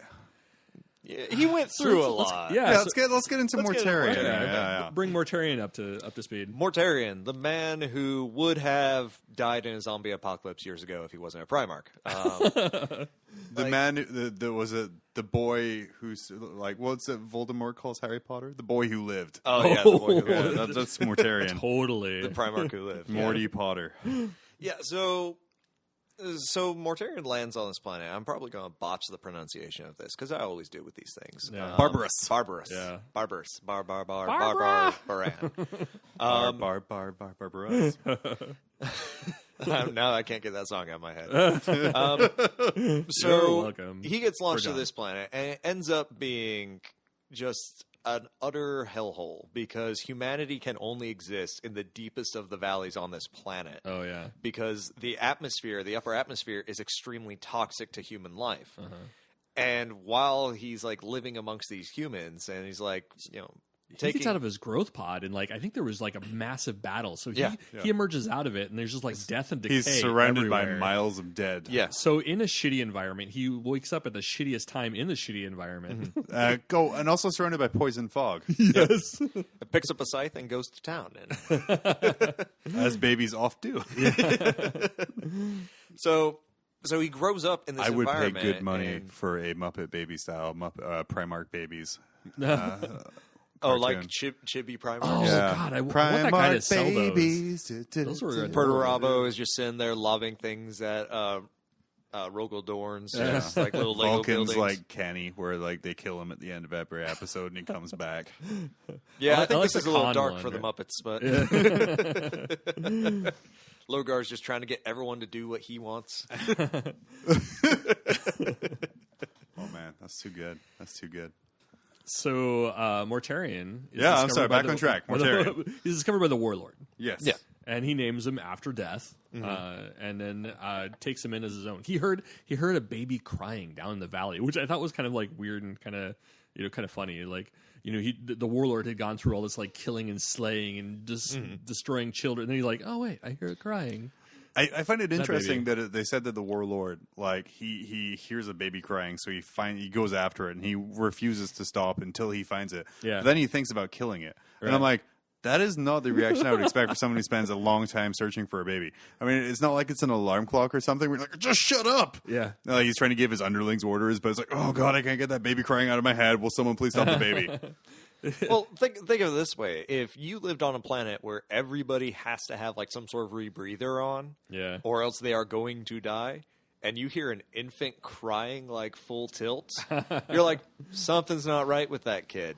It's, One of these things ain't like the other one. We need to find this thing and figure out what it is. Oh. So I will say, if you want to kind of continue here, Ted, the warlord was a slightly better father than the emperor was. He was attentive. Kind of a shithead, but he was attentive. I mean, he named his son, so not okay. I'm going to show up 30 years into your development, and this is your name now, Like Ricky Bobby's dad. Ricky Bobby. Yeah, so like he called him the child of death, Mortarian, did all that other kind of fun stuff. He kept on moving him higher up this mountain to see how much poisonous fog he could absorb and still survive. And then when he kind of found the right level where he couldn't go any higher, he then built his house higher than that so he couldn't get in there. It was it was some really good daddy issue time. So then we have a let's see. So eventually he's like, all right, I'm kind of done with this. I'm going to go down and see what the regular people are doing. And so he packs up. His dad's like, dude, if you leave, I'm going to freaking kill you. Oh, and I will say that he did get trained in warfare and all that by his dad. Okay, we got to take a real quick break, and we'll be right back with what happens to him. Man, ladies kept checking their drinks. Thanks, Bill Cosby. Hey, buddy, have you tried chocolate? It's a natural aphrodisiac that doesn't trigger any of the FBI's chemical tests. Wow, thanks, guy. Where are you going? To the grocery store. Chocolate for that special lady that doesn't know she's special. Yet.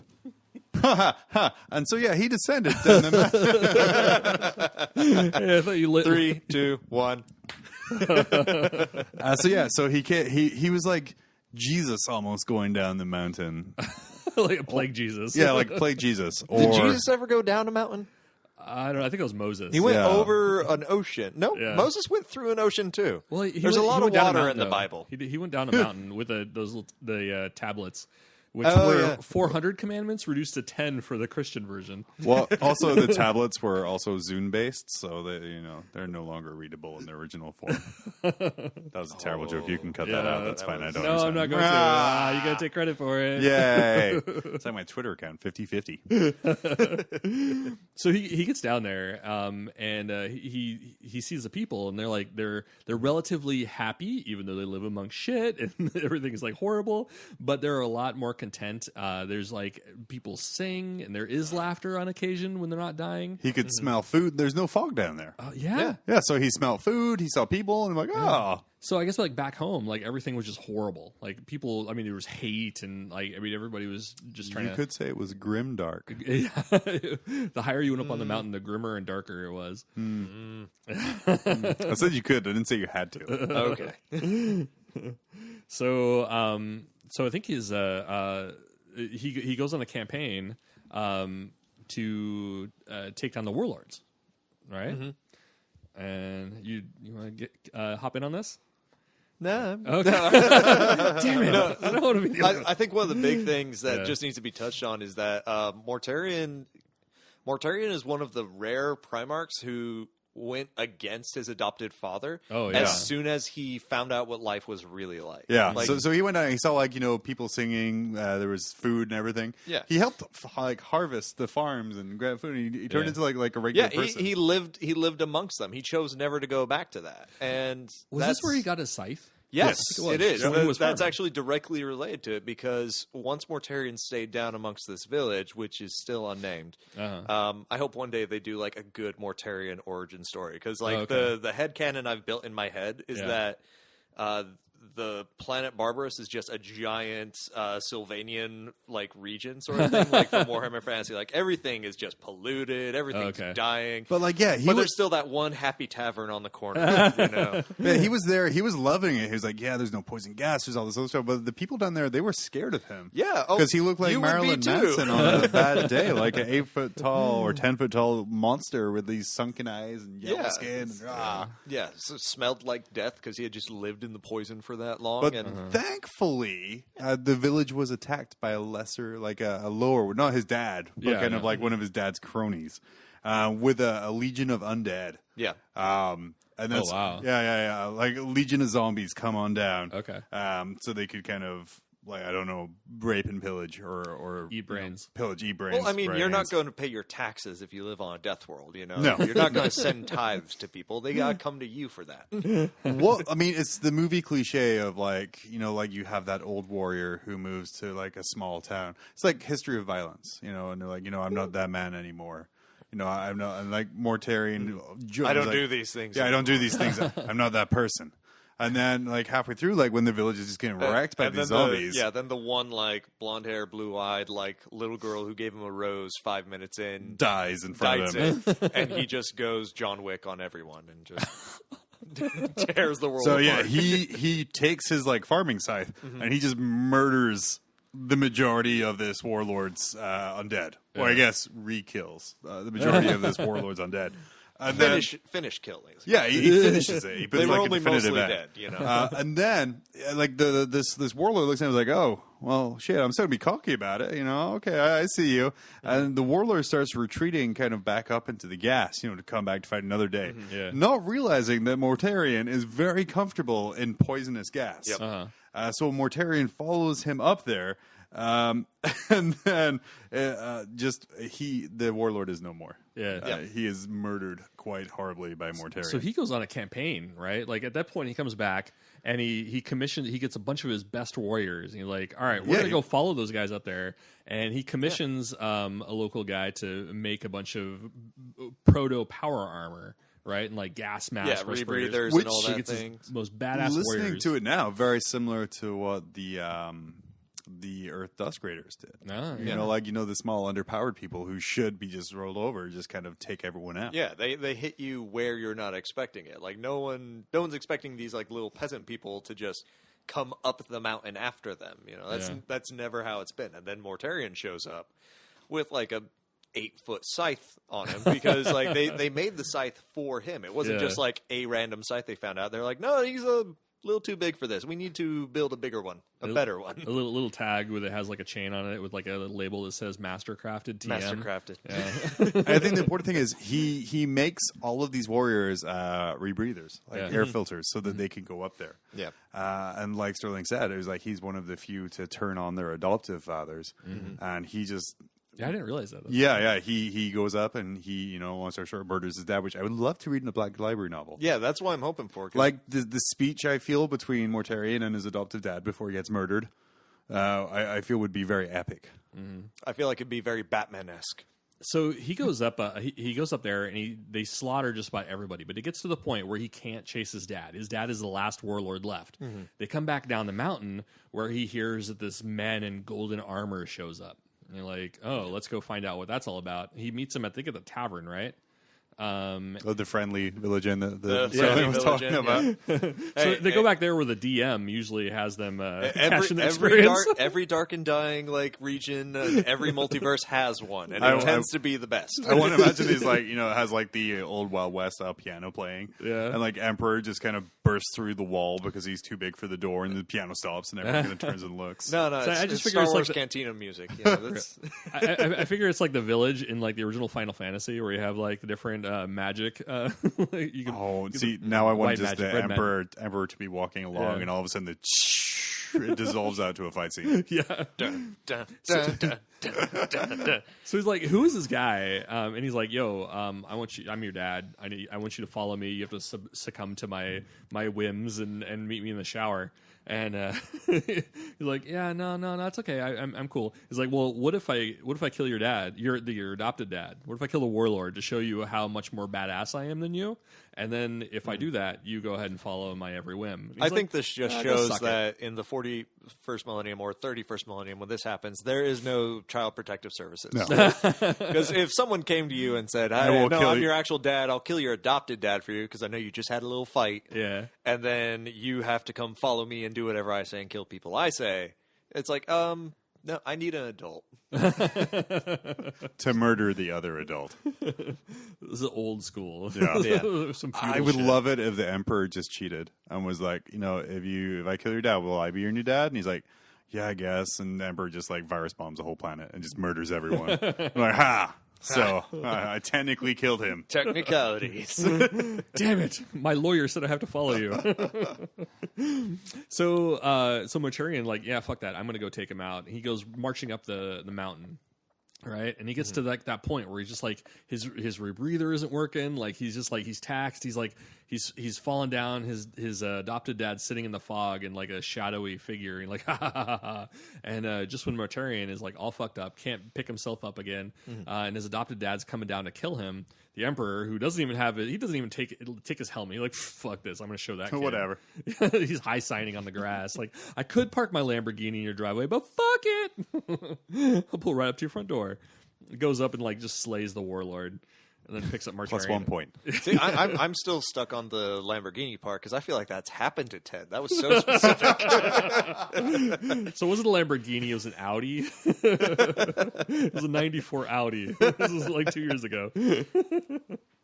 Oh, man, they're the worst. But yeah, I love the way the Emperor in this was like, I'm going to give you the option. No, I'm going to go do it. Fine, whatever. And he's like, I want to imagine him very slowly following Mortarion up the mountain. Like, I do this in like 3 seconds, you know. He's like, no, I don't want you to help. He's like, okay, your funeral, kid, whatever. Wow. And it was an iced tea track from the Lamborghini. Well, I imagine a dad who abandons his kid for like 40 to 100 years and then comes back just wanting something would drive a Lamborghini. Gold Lamborghini. Yeah. I mean, he pretty much would. Have you seen the Custodes vehicles? He essentially does. So rad. So rad. So he takes him home, like adopted puppy. Yeah. Puts him in charge of the 7x2 Legion. Who are like, oh God, we didn't want you. Yep, he renames them. Very first thing he does. Wouldn't that just piss you off though? Like, hey, here's your new boss. It's like, yeah, here you go. You are my unbroken blades. You are my death guard. And it's just like, nah, bro. who the fuck is this dude? Yeah. By the way, I'm Mortarion. I'm your new leader. I've been working here for 37 years, you fuck. Yeah. little nepotism there. Because I think the boss's kid just wants a job. All right, Jared. Oh man. Let me guess. We're going to change our name, change our policy. Oh crap. Guys, I know what you're doing is super cool, but what if we didn't do that? Yeah, and then Mortarion pulls the atypical shit is going to go bad for the Legion play and grabs all of his loyal favorite warriors from his homeworld and elevates them to positions of command in his Legion, which, ask the Dark Angels, that doesn't go well. I don't know what you're talking about. So I had to fill in. That was my fill soundboard. Oh, okay. Dark Angels aren't trait. So we have the Legion accept him, not perfectly, but they kind of like, all right, well, we have no choice here. They're not excited about it. It's like the way I accept I have to have a job. I don't like it, but it's necessary for my survival. You show up because the porn flows otherwise. So Mortarion only makes a few friends while he's on board. Like most of his brothers, he doesn't like. He's that loner. He is that Manson fan. Dude, that's what I'm saying. He's circa 2000. He asks more of all of his guys, and he gives them less to do it with. So one of the big things that Mortarion makes, which is a shift you see when you start playing. When you start playing Death Guard as Death Guard in like 30K and whatnot, and you play them the way that Mortarion wanted to run the Legion, it is brutal. It is hard to play them because he essentially said it's like, nope, everyone goes in with a pistol, a knife, and a bolter, and you just get it done. And like you'll get it done. It just takes a while to get there, and it's not fun in the meantime. Like he takes. You mean when he's sixes on that night? All right, let's do this. Bolter up, son. Yeah, rapid fire range. So he gets them to be this, but they become one of the premier like boarding and close combat legions because they just get good at everyone knows everyone else's deal. They can do any job with like bubble gum and like a toothpick. And it's just like, yep, nope, take it down. But yeah, he does have a little bit of an issue with the rest of the Legion just because one, he's also one of those Primarchs who's really against Psychers. Yeah, like super from the get-go, because the warlords on his home planet, they made like wide use of Psychers and witchcraft and things like that, and he's just he saw that like up in the legions, and he was like, "Ooh, no, we need to stop this." He's kind of weird because, like, in a lot of ways, he drank the Kool-Aid big time. You know, like he hates his brothers. He doesn't assimilate very well. I think, like it was saying, like Conrad and Horace were the only two brothers that he really hung out with. Yeah, which kind of set him up. But Horace hangs out with everyone, though. Yeah, he's like he's like the cool jock. Yeah, he's your quarterback. Yeah, and meanwhile, Conrad shows up and is just like, "Hey, man, I got the new Cradle of Filth album. You want to just like put some like herb inside those little sensors you got with the poison gases, and we just chill, man." Mortarian's like, "Oh, I like Cradle of Filth like 3 albums ago." They sold out since they released the album like Sex Pussy Cunt. They really sold out. That just was way too corporate. I'm much more into Swedish death metal now, man. I'm sorry, but what's a Sweden? Oh, you don't even know, dude. Just here's Corporal Kalani. Just go home, study up, and then come talk to me. Mortarian doesn't the kind of guy who gives you like a big pile of really crappy music to open your eyes. Oh wow! Oh man! Yeah, no, I'm still working on it. Yeah, I'll get back to you. I may have to model the new Mortarian with boomboxes. I like it. So he is the most vocal against the warp and psychic powers, right? Like, so he totally drank the Kool-Aid. And so he feels a little put off, I think, like later on when he finds out that his dad's been using it the whole time. And also, I think like one of his problems is like he's also really jaded. He's definitely like that kid, that trench coat kid in high school who's like pissed at everybody else for not talking to him, but like gives everybody the cold shoulder. Like he won't talk to anybody, but then he's mad that nobody else will talk to him.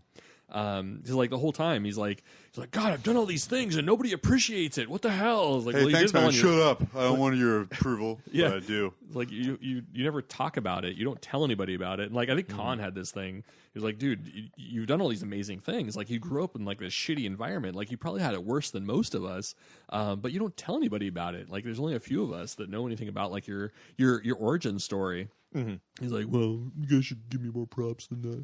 Yeah, thanks. I'm not going to tell you anything, but appreciate me. So, super secretive. Really is a shitty emo kid. Jesus Christ, he really is. I mean, look at it. He wasn't. He went to war college from like that his dad paid for. Goes into small local government, becomes a Whole Foods producer.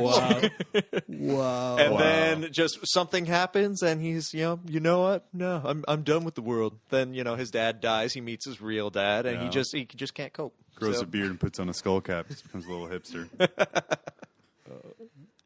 Mortarian, the organic farmer.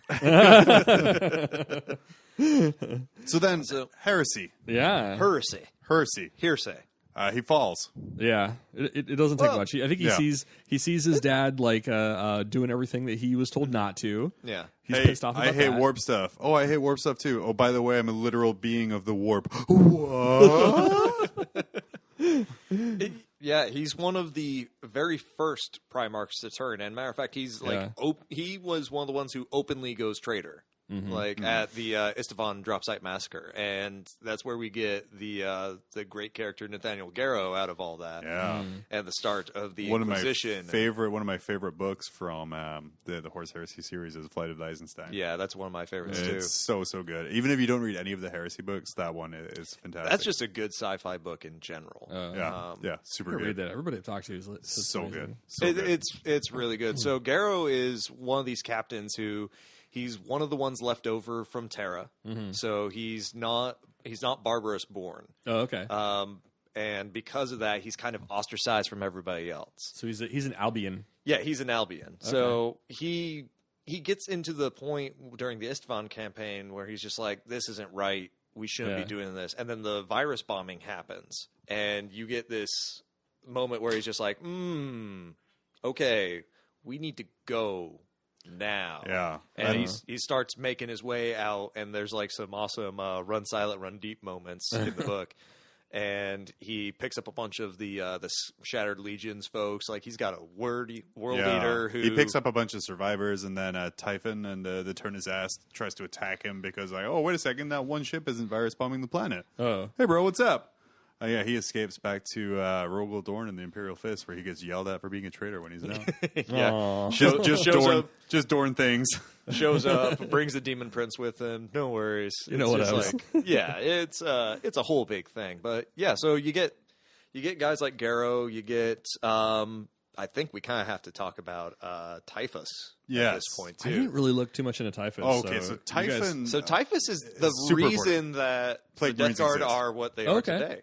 Because Mortarion, yeah, he fell to chaos and everything, but he fell believing that what they were doing. So this was going. Was this going into the Siege of Terra? Yes, Right. This so is yeah, like so immediately before. he split his legion in two, with Mortarion leading one half and then Typhon leading the other. Okay. And Typhon kind of takes off towards Terra, and then accidentally murders all the navigators on his ships. Oh no, he does it on purpose. Yeah, He does it like There was straight up on air quotes. purpose. there was but- air quotes. It works in a podcast. Yeah. So He said they were still loyal to the Emperor, but they weren't. It was all part of a fiendish ploy. yes, a cunning trap. But yeah, it's because Mortarion was one of those Primarchs. He's never going to actually willingly give in to chaos because he hates the warp. Yeah. Uh, So how do you get a guy who I think hates the warp? He changes his mind right about this time, though, doesn't he? He does, because what happens is as soon as Typhus leads everybody off into the warp, Yeah. Without navigators. without navigators, because, spoiler, he is a psyker, which is something Mortarion was strongly against. So, Okay. And Typhus was the first captain at the time, so leader of all the Terminators, head honcho of all that mess. Oh shit. And so they jump into the warp and instantly into like a warp storm where they just sit. Yeah. Like they're not going anywhere. They are becalmed in the warp, and now you have demon viruses and things like that getting into what the was air. it? The destroyer virus, right? Yeah, I the think is what it was destroyer called. swarm. Yeah. Yeah. infects the entire part of the Legion in the warp. Yep, because it's the warp. You don't need air to transmit a virus. The virus just goes. So Yeah. Little flies, So little space flies. This is Little kind of. I space think flies. like the way they kind of describe this is kind of neat. Like where they're like it infects a person, and then like all these Marines, they're getting all fucked up, and then like it starts. It's just painful. It's just they can't get rid of it. You can't do anything to numb it. And then eventually, like Nurgle shows up and is like, "Would you like to succumb to me? And if you do, I will make it all okay." Like you're, yeah. Nurgle's just like, oh man, that sucks. You're sick. I mean, I can make it so you guys don't die from it. one of the best parts of Death Guard fluff that I remember from the old Chaos Space Marine Codex, this would be the 4th edition one. yeah. Is it's just the story of Typhus on the command bridge of the Terminus Est, his personal flagship. And he's sitting there, and everyone around him is dying as the destroyer swarm just kills everybody. And this thing's like, it's not even letting them turn into what will one day become Plague Marines. It's just devouring them whole. Oh wow. And he sits there, and he reaches out to Nurgle like with his mind and says, "More. I need more." Wow. And so then He's the into destroyer it. hive like floods into him, and he becomes the destroyer hive. Yeah. Okay. So But yeah, essentially Nurgle comes and was like, oh yeah, I can save you guys. I mean, you're not going to die. I can save your Legion. He's like, yes, save us. And he doesn't actually cure them. He just doesn't. he just stops them from dying. Yeah. Right then. And that's where your Plague Marines come from, is kind of that deal. So they exit the warp now. Fully corrupted. And that's how they corrupted there, because of one dude. Were they the first ones to get corrupted? To that extent, I believe. No, that would be the Emperor's Children, man. Like Okay. they had the yeah. cacophony and The everything cacophony, long yeah. before. Okay, because these guys just showed up changed. Yeah. There was- Everyone else knew the Emperor's Children were like messed up and Yeah. arguably they were like, messed up before. Yeah, I was about to say Emperor's Children, World Eaters. Those guys were messed up like years ahead of time. Okay. So, yeah. But so latecomers to the cult marine game, but still pretty good all the same. So they gain all the blessings of Nurgle, and they are, and this is as an Iron Warriors player, they are one of the most self-loathing legions out there. And hardcore Death Guard players will always talk to you about it. Which is weird because I think Nurgle in general is not as self-loathing. Like the No, demons are not. Like yeah. they're actually the happiest of all of them. They're super happy. They're like, no, these blessings are a good thing. Enjoy Yeah, enjoy they're AIDS. gifts. It's a good story to tell your children one day that you survived the zombie plague or Nurgle's rot. Oh, look at that! You have blistering testicles. Oh, I'm so jealous. So hot. But yeah, their whole thing was like leading up to it was that they were one of the stronger legions. They were tough. They could survive anything. And then their Primarch gives up their souls to a demon god thing because they're all too weak to beat the Morning Flu. So this is kind of interesting because I think like part of the reason, like he kind of left his dad in part because of the war, but also part of like the reason why he left to the Emperor was also because Horus had convinced him that he was a warlord, and I think like both the Desecrated Albions and Mortarion hate, like they have a thing with like anti-tyranny, like they absolutely detest anything that sounds like a warlord or a tyrant. Oh yeah.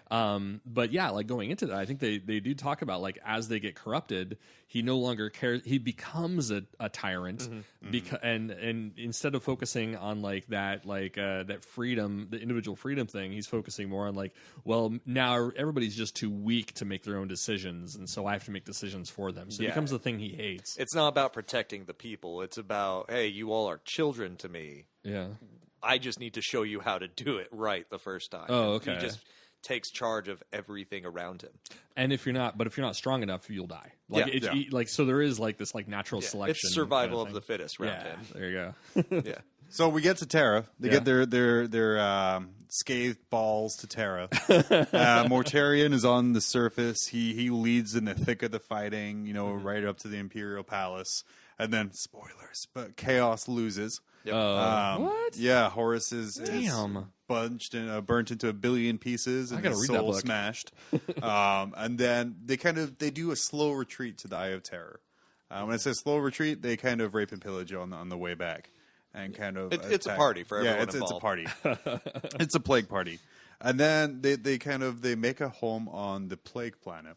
Yep. Which is it's gifted to them from Nurgle. Like Nurgle bestows it upon them, just like Tzeentch did the planet of sorcerers. Which I've always thought was interesting that every planet that a legion takes over after the fact has the most unimaginative name ever. Barbarous is like full of like great vivid imagery. Yeah. And then you get to the warp and like planet of sorcerers, plague planet, planet of blood, the change planet. Yeah.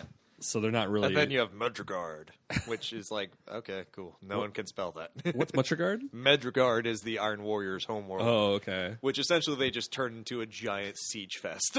But they're not chaos. I mean, they're kind of chaosy, but they're not as chaosy. They're like true chaos. Like. God tainted. I will say this for my boys. I know we're not talking about them, so I'll make it quick. Iron Warriors are one of the only legions to turn around and blow up their own planet. Them and the Night Lords. Everybody else was kind of just like, screw the homeworld. We're not going back. But they are the only two to willingly go back and nuke their home turf. So the plague planet, I think the thing I liked about it the most is it's kind of a giant magnet for disease. The Death Guard kind of get around in this plague. The naming gets pretty unimaginative here in their plague fleet. But all of these ships are attracted to the plague planet, so it's like a giant magnet for things, and it kind of like dinks up against it. It's described as kind of this giant world of disease. There's mold everywhere. There's poison gas in the clouds. Oh yeah. I love the fact that there is beastmen there. Pestigores. Pestigores. So like diseased beastmen. And then it's Mortarion kind of has his home in the tower there. At this point in kind of the fluff, and I'm guessing soon it's going to change, but he kind of withdraws quite a bit. There's a few fights where they come out and Mortarion kind of shows up because he has the whole Drago fiasco. And he's a demon prince at this point, so he's earned demon. Yeah, he has ascended. So we'll see what that looks like with the new model. It just keeps getting teased, and I just need to see it now because they show him now in the new artwork that's coming out for the new edition. And he looks awesome. He does. Super good. He looks like the Angel of Death that he is. He looks supposed to be. less demony and more just a something giant, between. like Jeff Goldblum in The Fly. But yeah, he models the plague planet after Barbarous. He ironically, like you said about becoming the warlord himself, makes his own castle in the sky, away from the population, and then he just doesn't want to deal with them. Yeah, and then without kind of his leadership for what it was, kind of the Plague Marines kind of splinter into tiny little chaos war bands. Just not not even like the usual way. Again, with the Death Guard, not doing it the same way the other Cult Marines do it. Where other Cult Marines, it's all like internal fighting and everything like that. Like the Emperor's Children get broken by Kern the Betrayer at Scounthrax, and he breaks the World Eaters Legion there too. Yeah. The Thousand Sons, they break after the Rubric. So, and it's all internal fighting. The Plague Marines of the Death Guard Couldn't just are like, bored and wander off. hey, you want to go like spread some plague? Like, I got a new bottle of Pox right here. Like, I haven't used it yet. It's like, yeah, sure, let's go. What are we going to call ourselves? Something Contagion. Yeah. Sons of Contagion, Rust of Contagion is like, yeah, that'll work. Slap it on a t-shirt. So they do create a lot of other legions, right? Like, and it's part of them do fracture off, and I think as time goes on, like you do have other chapters kind of come into Nurgle too, and like some of them create their own Plague Marines. They're not the Death Guard exactly, but yeah, they're not the originals, but they're Death Guard like. Something I learned from this is just because you're a Plague Marine does not mean you're a Death Guard. Yeah, right. Or no, yeah. So Plague Marines can be anyone. If you think about it, like you're never making more Rubric Marines. There are no extra Thousand Sons. Everyone's from the Thousand Sons. That one kind of trips me up about the Thousand Sons is like, because there's been like battles where they are nearly all wiped out and then they're back again. Like, Zinch. Just because. Khorne Marines, you get Khorne Zerkers just by sneezing, which is ironic because Death Guard, you probably get him by sneezing. So I want to talk about kind of one of my favorite Plague Marines that I've read about is Corpulax. Oh, I heard about him. He is originally a member of the Consecrators chapter, which was a Dark Angel successor. Okay. A bunch of Dark Angels chapters came together to kind of fight against Nurgle, and he died because of typhus and the plague that's all around him. Usually what happens when that happens is the people kind of get up and they're kind of mindless zombies and they're going to move on. Or Corpulax woke up fully cognizant and he had all of his memories and all of his skills and all of his abilities. Okay. He was just infected. So he went to Chaos. And over about 300 years, rose from the kind of the guy who should have died, the boy who lived, all the way up to one of the top lieutenants for Abaddon, or Abaddon for like the Crusades. Like I said, I think it's just super cool. This is a guy who is not really chosen to fall to Chaos. He fought against the typhus, trying to save the Imperium. Yeah, he gets killed for it. And then realizes even in death, he still serves just a new master now. Oh wow! Yeah, it's a super rad story. So that was who was that again? That was the Corpulax. Of the which chapter? Consecrators. What were they before? Were they always the Consecrators? Yes. Or, okay, yes. so just pick up their name. They're a Dark Angels offshoot. Okay, so yeah. Interesting. Dress in black, that sort of thing. So I went through and I looked up a bunch of chapters that once were, like they were that they kind of converted over. Yeah. I didn't see that one, but they might have. Plus so one it's for good. me. Yeah. Go research. But it was kind of neat. They have like a list of like all these different people that and like how they had changed, and a lot of them they don't. It's like you go through like the 4th edition of the Chaos Space Marine book, and it's like these guys are Nurgle infused, and then that's about all. But a lot of them, I think they swapped over after the Abyssal Crusade. And I didn't know too much about the Abyssal Crusade at the time, so I looked that one up. And have you guys heard much about it? No, not huge amounts. So as a Chaos Space Marine player, I have no idea what you're talking about. I feel there's sarcasm there. So this guy shows up. I think it's the 37th millennia. Saint Basilius. Yeah, is that Bacillus. Right? So he shows up, and this is kind of like I think they had like the whole Reformation prior to this, and it's like he's one of like the this was right after the Age of Apostasy. That's right. Yeah, where I want to do like a section on the Age of Apostasies because I've heard so much about it, and like because that's Gorge Vandire, right? Gorge Vandire, the most James Bond villain in the 41st millennium. We need to we need to do that. Yeah. So he shows up, and he's looking at these 30 chapters, and he's like, "Look, you guys aren't hardcore enough. Like you're not like you guys are not. I'm not feeling your faith on this. You guys have to prove it to me, or else I'm going to kill you all."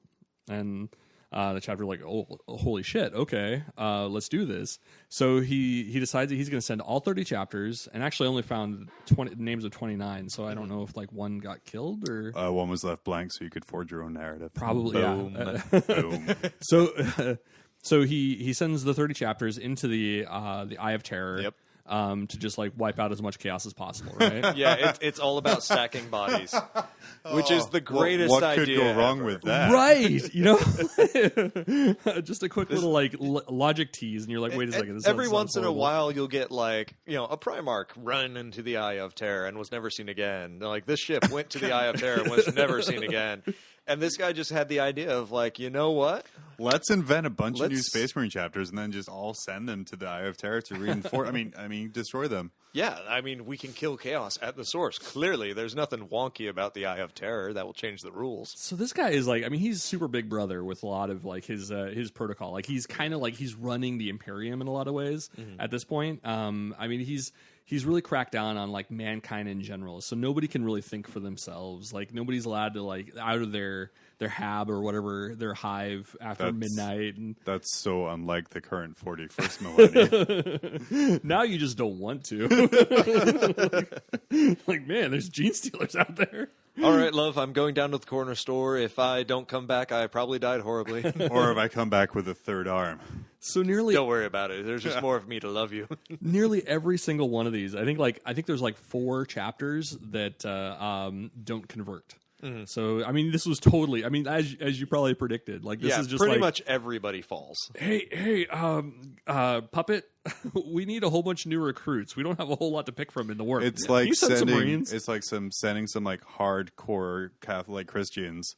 Like Oh, not even hardcore, like the weakest. To Vegas with Rob the Porter. the most devout Christians sending them into a strip club with like $1,000 in singles. Yeah. And expecting them to come out and be like, well, we really showed those people the truth of God, and they've decided not to strip anymore. It's far more likely that they will enjoy it. Or in this case, it's even worse because it's people who have been accused of cheating on their wives because they're not very faithful. So they all run in there. Only 4 of them, like 2 of them, I think get wiped out. One of them goes just straight up missing, and then there's like one that actually made it back 800 years later. Yeah. So, upon doing that, I think it's like it was a chapter master Convac Lane of the Vorpal Swords. And I think That's like, a mouthful right there. Yeah. I mean, like, holy cow. Convac Lane of the Vorpal Swords. Like, I feel when he's introducing himself at banquets and at feasts and things like that, he has to really stop and think about how he's pronouncing. And what's what is a Vorpal sword? Well, What's a Vorpal? Well, come on. You clearly have not read your Alice in Wonderland if you don't know what a Vorpal is. Well, I mean, It's the only thing that can be used to kill a Jabberwocky, man. Come on. Oh, see, that's why they survived. Yeah, see? Yeah, They're 'cause able they could kill the Jabberwocky of the warp. Which makes Or at sense least because run away and survive it. I well, guess. hey, let's remember Jabberwocky was once upon a time a unit for beastmen. I think it still is actually. I think so. So in the RPG, they ran into a bunch of Jabberwockies in the warp because we established pestigores were a thing. So Jabberwockies must have been a thing. So not So only they that, happen to have the rock paper scissors counter for that one unit that just devoured everyone. and those Jabberwockies are like, foolish mortals, state your name. And like, I am Bill Simmons of the Vorpal Swords. No! My one weakness. my hated enemy. I think he's secretly a custode, which is why like the name has a problem. Like, I am blah blah blah blah blah blah blah blah blah blah. Oh God, we're gonna be here all day, aren't Yeah. It's gonna take forever. we? Of the cleaning of the urinal after dark. Or you have someone go to Terra and go up to Custode and be like, hi, my name's Rebute. And I'm like, no! Because manners mean they have to say hello and introduce themselves back. It's just kind of a horrible game. How will we sneak into the Imperial Palace? Don't worry, guys. I got will a plan. introduce myself. I think if you're ever at a party with a custode and you're like both hitting on the same chick, you just have to like make sure he introduces himself, and then you're fine. Like, But no, that chick's going to be super that's- impressed with his list of accomplishments. And he's going. And also, he's an 8 foot tall, like, or fall superhuman. asleep. Oh yeah. Yeah, you're competing against that. I mean, And I think Custodes get to keep their junk. yeah, because they're Oh, that's- super marines. ooh. Yeah. Wow. So Yeah, you really, really don't want to do You've got that. nothing Yeah, on right. him. Your best bet is, hey, who's watching the Emperor right now while you're fighting? To which he will then respond with that dude's name. And if it's longer, she doesn't know what to do. Oh, man. So, yeah, so the Vorpal Swords. So the Vorpal Swords. So he comes back and he declares. So 800 years have passed. Basilius is long dead. dead. Like he's been gone for a long time. He was sainted back when he was alive, and so like everybody just loves him now. So there's all these shrines all over the place, and so the Vorpal swords run around and just like pledge to destroy all of those. So that's all they're doing. So I guess that doesn't have too much to do with the Nurgle, but hey, man, they escaped the Eye of Terra. That's did. our mob rule shout out of the week. yeah. So if they can do it, the Space Wolves can do it. Yeah, exactly. 13th Company. Where are you guys? I don't know. I don't know about that. I don't know if they hard counter Jabberwockies though. That's the issue. Yeah, Jabberwockies don't mind pups. Yeah. So we do have a whole bunch of those guys come back, convert over to Nurgle. We have a bunch of them. So we have like the. What is it? They had some really good ones. There was the Pestigores, of course. The Grey Death, Plague Bones. Did they not think of this when they're naming the Space Marine chapters? Okay, we're going to send you to fight Nurgle and the Death Guard. Your chapter will be called Plague Death. Yeah. You guys will be called... They did change their names. Oh, so okay. a lot of them did have big kid names. And then they changed it. I just love that. We are going to call you the Vaccinators. That's right. That sounds like the worst Saturday morning cartoon ever. We had stuff like the Iron Drakes. There was I think one other, what was it? The Doom something or other. Dark Angels. The Dark Angels. They came out. They're on that list knows. 5 times. How can they get a free pass through the warp? What's going on here? I imagine this disease stained piece of paper with really bad handwriting on it saying guaranteed for 1 free warp pass. A gift from Nurgle himself. Did you guys stop while you were in the warp? Did you pick up any takeout when you're in the warp? Hey, Steve, quit itching your junk. Did you meet anybody? Are there any produce or live animal that you picked up from the warp, sir? We're just checking for customs issues. Thank God Katie is gone now and there's no custom gate anymore. So they Nurgle... Cadia may have broken, but the custom stands still stand.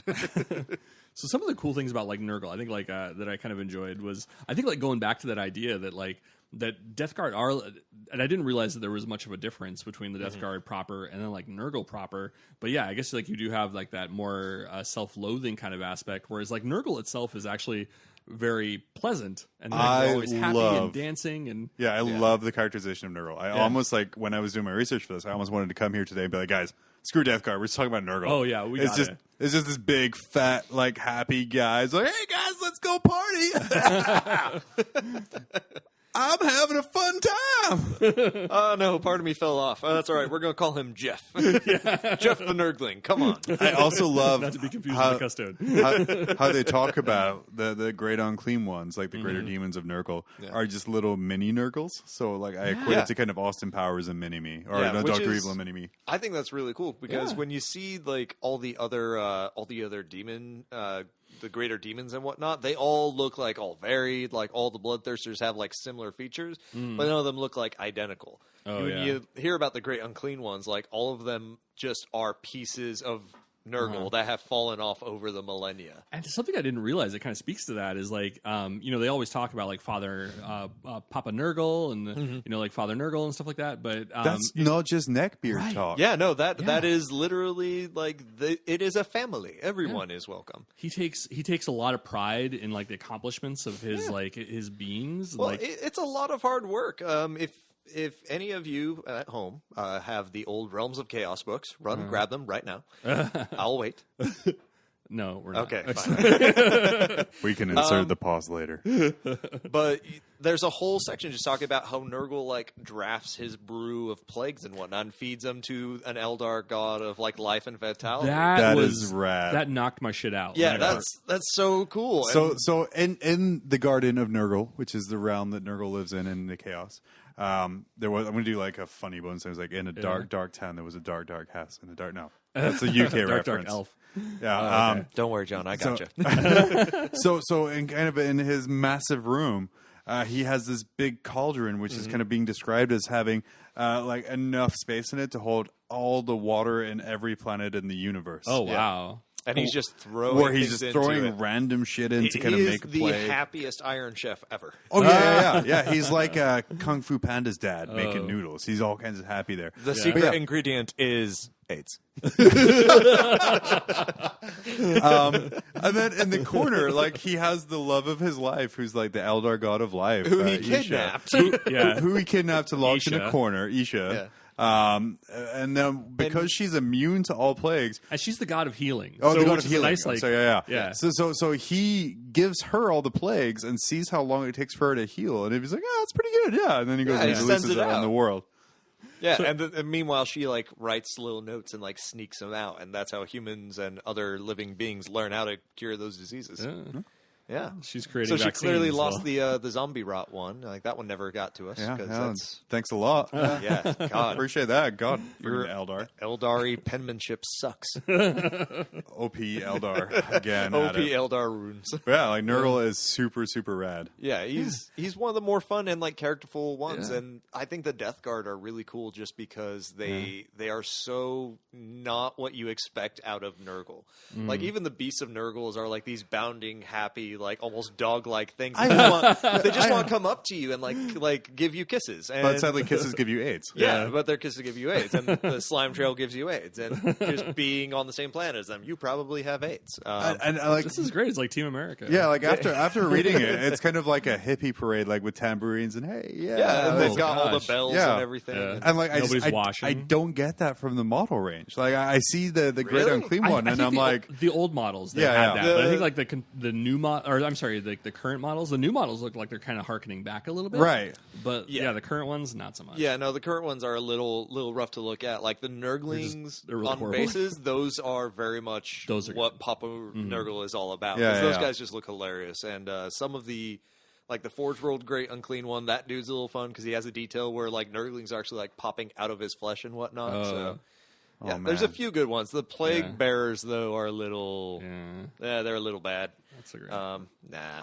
But those new Death Guard ones, though. But something I think like in this conversation I didn't really know think about, but was the and I think this is kind of like when you were describing his Mortarian's relationship with humans there, is that there's like a lot of similarities in between like Nurgle and Mortarian, where like Mortarian, unlike a lot of the Primarchs have this like, I mean, they all have this like this sense of like justice. They're all like, you know, we're gonna avenge, like the downtrodden people, but they don't necessarily assimilate. They're not like part of it. It's they're- almost like a paternalistic kind of like, we're gonna do this because it's what we're supposed to do, versus like having like a personal ownership. It's whereas like, no, Mortarian I did. Yeah, I live amongst the people. It's like he and Yeah. Vulcan are the only ones who really take that to heart because even Gurlaman goes and like just rules over Ultramar, and you have Sanguinus who's just like so high above everyone else, he's untouchable. And then you have guys like unless you're a Horse's talon. Oh, too. It's been a while. no, it's been quite a minute. That's okay. But then you have the other ones who are the complete opposite end of the spectrum, like Conrad Kurz and Angron, who yeah. are just like beastly and not part of their society at all. And then you have like Vulcan and Mortarian, where they're just like, hey, I just want to help these people like get by. You know, like I just want to live my life amongst them. Can I just do that? Like, that'd be great. Just leave me alone.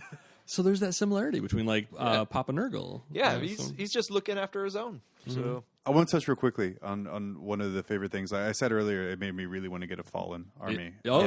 So why Fallen versus Death Guard? So reading about the Death Guard, one of the battles they had, and this is Phil's talked about it a little bit before because it's from the trilogy, the Dark Angels trilogy that Gav Thorpe wrote last year. They had something where we got there's a T'Chulcha engine, which is a MacGuffin, which when they combine it with an Ouroboros and another engine, they all combine together, and it creates a rift that can go through space and time. And the Death Guard with Typhus or Typhon are trying to get that with the help of some Fallen in order to change history for their benefit. And they were going to unite as the Death Angels, I believe it was called, with the Fallen and the Death Guard kind of coming together with this MacGuffin. It is what, spoilers for Caliban, the Caliban trilogy, by the way. It's what created, so they get all three together at the Caliban, and they create this portal in space and time because what they were going to do is Azrael was going to go back and stop the Fallen from falling. But instead they birthed Serpentor? But instead they blew up Caliban. Okay. yeah. So they destroyed their own homeworld. Which kind of cheapens the Horus Heresy novels in a way, because you're just like, oh, who pushed the button? And then those ones came out. I was like, oh, We pushed the Azrael button. pushed the button? But they were stopped by Cypher. So they were stopped by okay. Cypher and some other Fallen. So they're still fracturing in the Fallen. And I just kind of reading some of the tales of the Fallen about like kind of like how they were the ones like the Dark Angels were all fighting the Heresy Wars, and the ones they didn't like pretty much were sent to guard Caliban, and they weren't left any ships, and they were just hanging out there all the time. And that's kind of when they were like, "Fuck this, we want to be loyal too." Yeah. And then kind of the tragic thing because I mean, I love stories where the bad guy is justified. They're doing the right thing, and that's kind of what happened there. So I'm super into that, and the whole Death Angel thing really speaks to me. Like, yeah, let's it's like a supervillain team up. So and I'm all for that. So that's kind of one of the big battles for me. That I super enjoyed. Another thing I want to talk about is I think it's called the Hand of Darkness. Ooh, what's that? Oh, that's from the Gothic sector. Yeah, so that is something, and it's come up again recently. Abaddon got his little hands on it. The Hand of Darkness. What it is anything he touches or anything it touches decays, and how's it phrased? It's everything withers and dies and decays that touches Ooh, it. okay. So that's how Abaddon. Is it like a glove or something? It's a gauntlet that just ages everything it touches, and it's one of the 2 relics Abaddon needs to activate the Blackstone fortresses. Oh man, this is Thanos shit. Yeah, Oh, for sure. Yeah, it's an Infinity Stone, man. Or it's a 45-point relic that you can take for Black Legion. So what? Man, Thanos should have just got a book.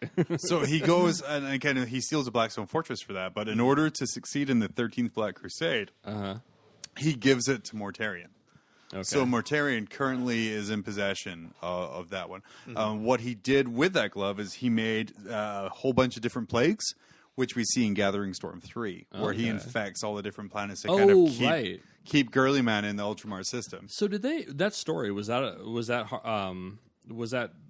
foreshadowed in previous Gathering Storms? I believe so. Okay, because I didn't read this. I don't remember that. Yeah, it's in Fall of Cadia. They do talk about Mortarion being part of it and kind of in this whole breakout thing. That's where they start tying in all the other Primarchs. That story I didn't care so much for in the 3rd book, but if it does kind of go so back, it kind of and the Gathering Storms all kind of linked together. But yeah, that's how Abaddon got, because Mortarion was all like sulking in his room listening to Cradle of Filth, and for him to come like Abaddon's wanting obviously as many powerful people as possible. That's he gave him that there. So yeah, he got the Hand of Darkness. The other thing I want to talk about real quick. Yeah. The Terminus Est. Typhus's personal battleship, the Terminus Est. Oh, okay, gotcha. In its current kind of 41st millennium state. Typhus, I mean, we didn't really talk huge amounts about him, but he is like has this big old suit of Terminator armor. Yeah. Poked with holes that they kind of spit clouds of flies around him that carry this virus. So he's like constantly doing. His flagship does the same thing, but in space. In space. Oh wow! So there's all of these warp flies kind of surrounding it and kind of distributing plagues all kind of through the galaxy, and it's just this disgusting, disease-filled place. Okay. Sterling, tell us a little bit about Typhus. All right. In his 41st millennium state. In his 41st millennium state, Typhus is okay. So in a fluff perspective. In a fluff perspective, Typhus does not actually do that much in the fluff, which is kind of crazy when you think about how central he is. Because he kind of like runs the Death Guard, doesn't he? Yeah, he is the de facto leader of the Death Guard since Mortarion is in his room listening to Great Filth, as we've established. That headcanon is completely accepted now, by the way. So it is being written into Lexicanum right now. Yeah, right. So Typhus is one of those. He's almost the Chaos Space Marine version of an Avatar of Cain. Okay. In that every character seems to have whooped on him at one point or another. I was wondering where you're going to go with that. I thought you were going to be like, well, yeah, I guess he's an Avatar of Nurgle. He spreads death. No, so he like pops up in different places and he does the whole next time gadget and just like fails to get all of his plans off the ground. He makes like a quick little appearance at the Siege of Vrax. Where they use chemical weapons for the first time in like I swear I never read about chemical weapons in the 41st millennium except for the Vrax book. And the Vrax book, they're just like, fire everything. Like, just ruin the planet. But Typhus just goes around and he does Nurgle's work. He is Nurgle's herald in the mortal realm now. Sorry, my Age of Sigmar is showing.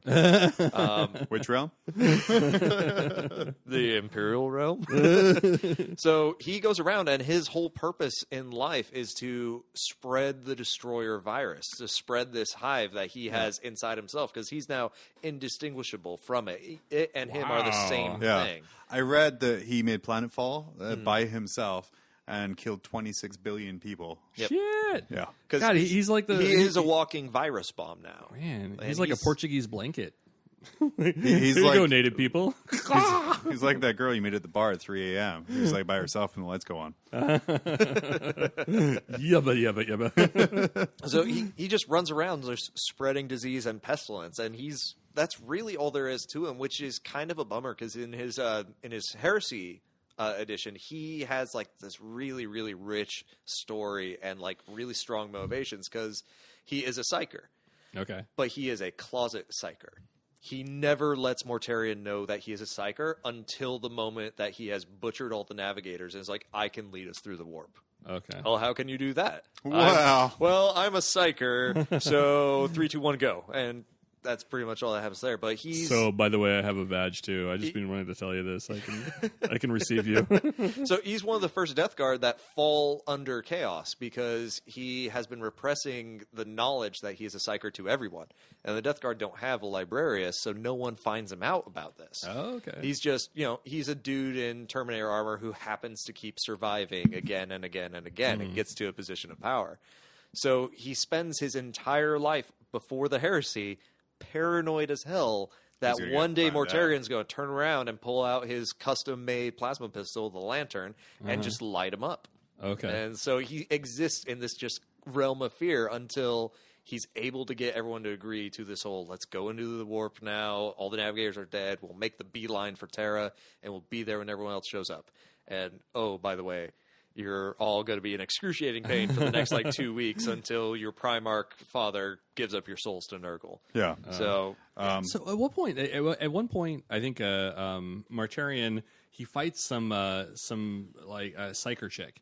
I think he couldn't beat her until he finally accepted that little seed of psyker inside of him, and I think he was able to best her. He was able to blast away it was like an Eldar seer or something like that. Oh, was it Eldar? Okay, because at that point, that's I think the point where he was like, wait a second, this stuff is pretty good, Dad.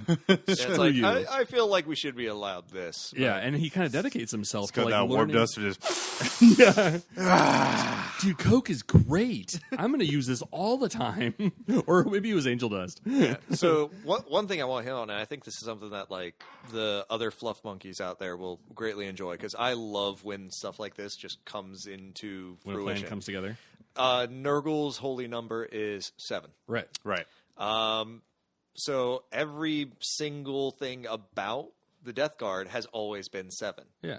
From their number, which is 14, which is 7 times 2. Yeah. Their number of companies, the number of Death Shroud that exists at one time, the personal bodyguards of Mortarion, who are essentially mini Mortarions. They run around with the scythes and everything. Okay. There are 7 of those at any one time. Okay. They always stay within 49 paces of Mortarion, which is 7 times 7. Oh. So it's and you. How do they even track that? That's easy. You just eyeball that. Yeah. It's 49 paces. Here. Go. I think Epidemius or whatever his name is actually just following around and charting all this stuff. Yeah, probably just counting everything up. It's that's not 7. All right, now it's 7. Because that was his thing, right? That demon guy or Herald is he's always counting and tallying. But is that a thing that's consistent with Nurgle that is different than other guys or other gods? Everyone else has their own number. Nurgle, they have their own number, but is Nurgle more obsessed with the number than everybody else? I think Nurgle, just the way that he is rules wise, the number matters more than others. Okay. For Khorne guys, you get bonuses for having units of 8. Khorne Sure. Demonkin thrive off of units of 8.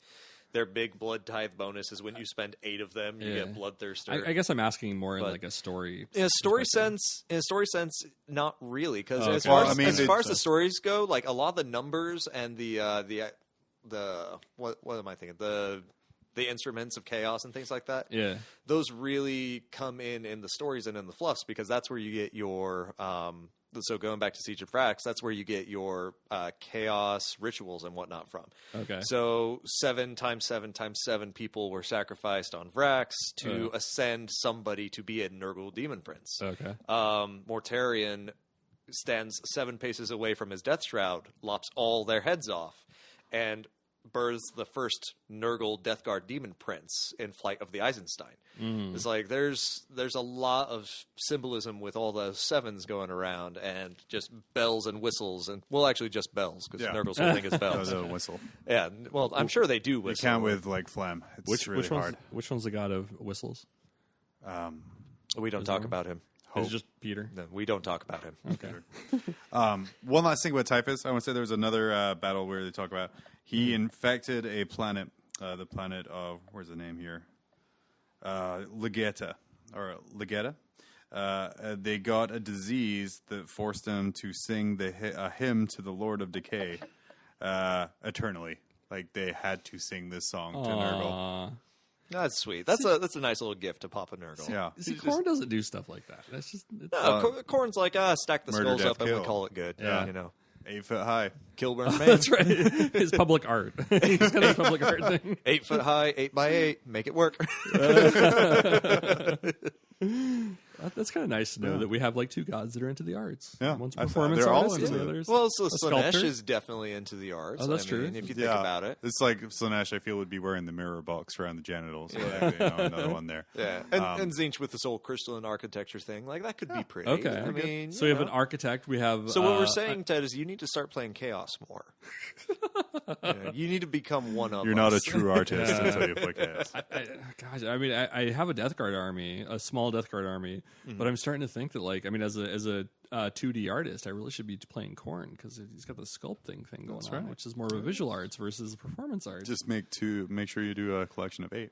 Ted, do you This have could be a very complicated show. Do you have anything else you wanted to mention about Death Card there? I know, like, we did our usual fantastic, circling around it while staying kind of on track. But was there anything kind of research that we didn't touch on? No, I mean, I think that was it. Like, I'm really happy that you guys brought in other stuff that I didn't know, so it's super good. that was good. Sterling, anything that we didn't bring up? I know we didn't talk about Death Shrouds or any of the units or anything, stuff like that, and we got, Jeff distracted us again. That happens. Jeff the Custode, Jeff the Nurgling, they're always working in the background. I've never seen them in the same room together. I will say one thing I am excited about with the new Death Guard coming out, more than anything, is that those models are gorgeous. Gorgeous. They look so good. People have been using like the putrid Blight Kings from Age of Sigmar for forever as their Nurgle heralds because they just look so good. And to see GW take a model that they knew people were playing just because it looked good, and update a sculpt of a model that really badly needed it. Because all right, do I want fine cast Nurgle bits? Maybe, just because they look authentically about rotted. as much as I want fine cast Aspect Warriors. Yeah, so going and taking an old sculpt that really needed that facelift, that there's no way to make Nurgle look good without insane green stuff, and like you can't even bit mash a Plague Marine together. You have to like do green stuff sculpting. So to see them go and update it, and not only update it just so it's like looking contemporary, but knock it out of the park. And there's something really cool that I just want to give a shout out to a fellow Chaos Space Marine player for. He knows who he is. If he ends up listening. So if you go digging through the internet, you will find a Khorne Lord of Skulls dedicated to Nurgle.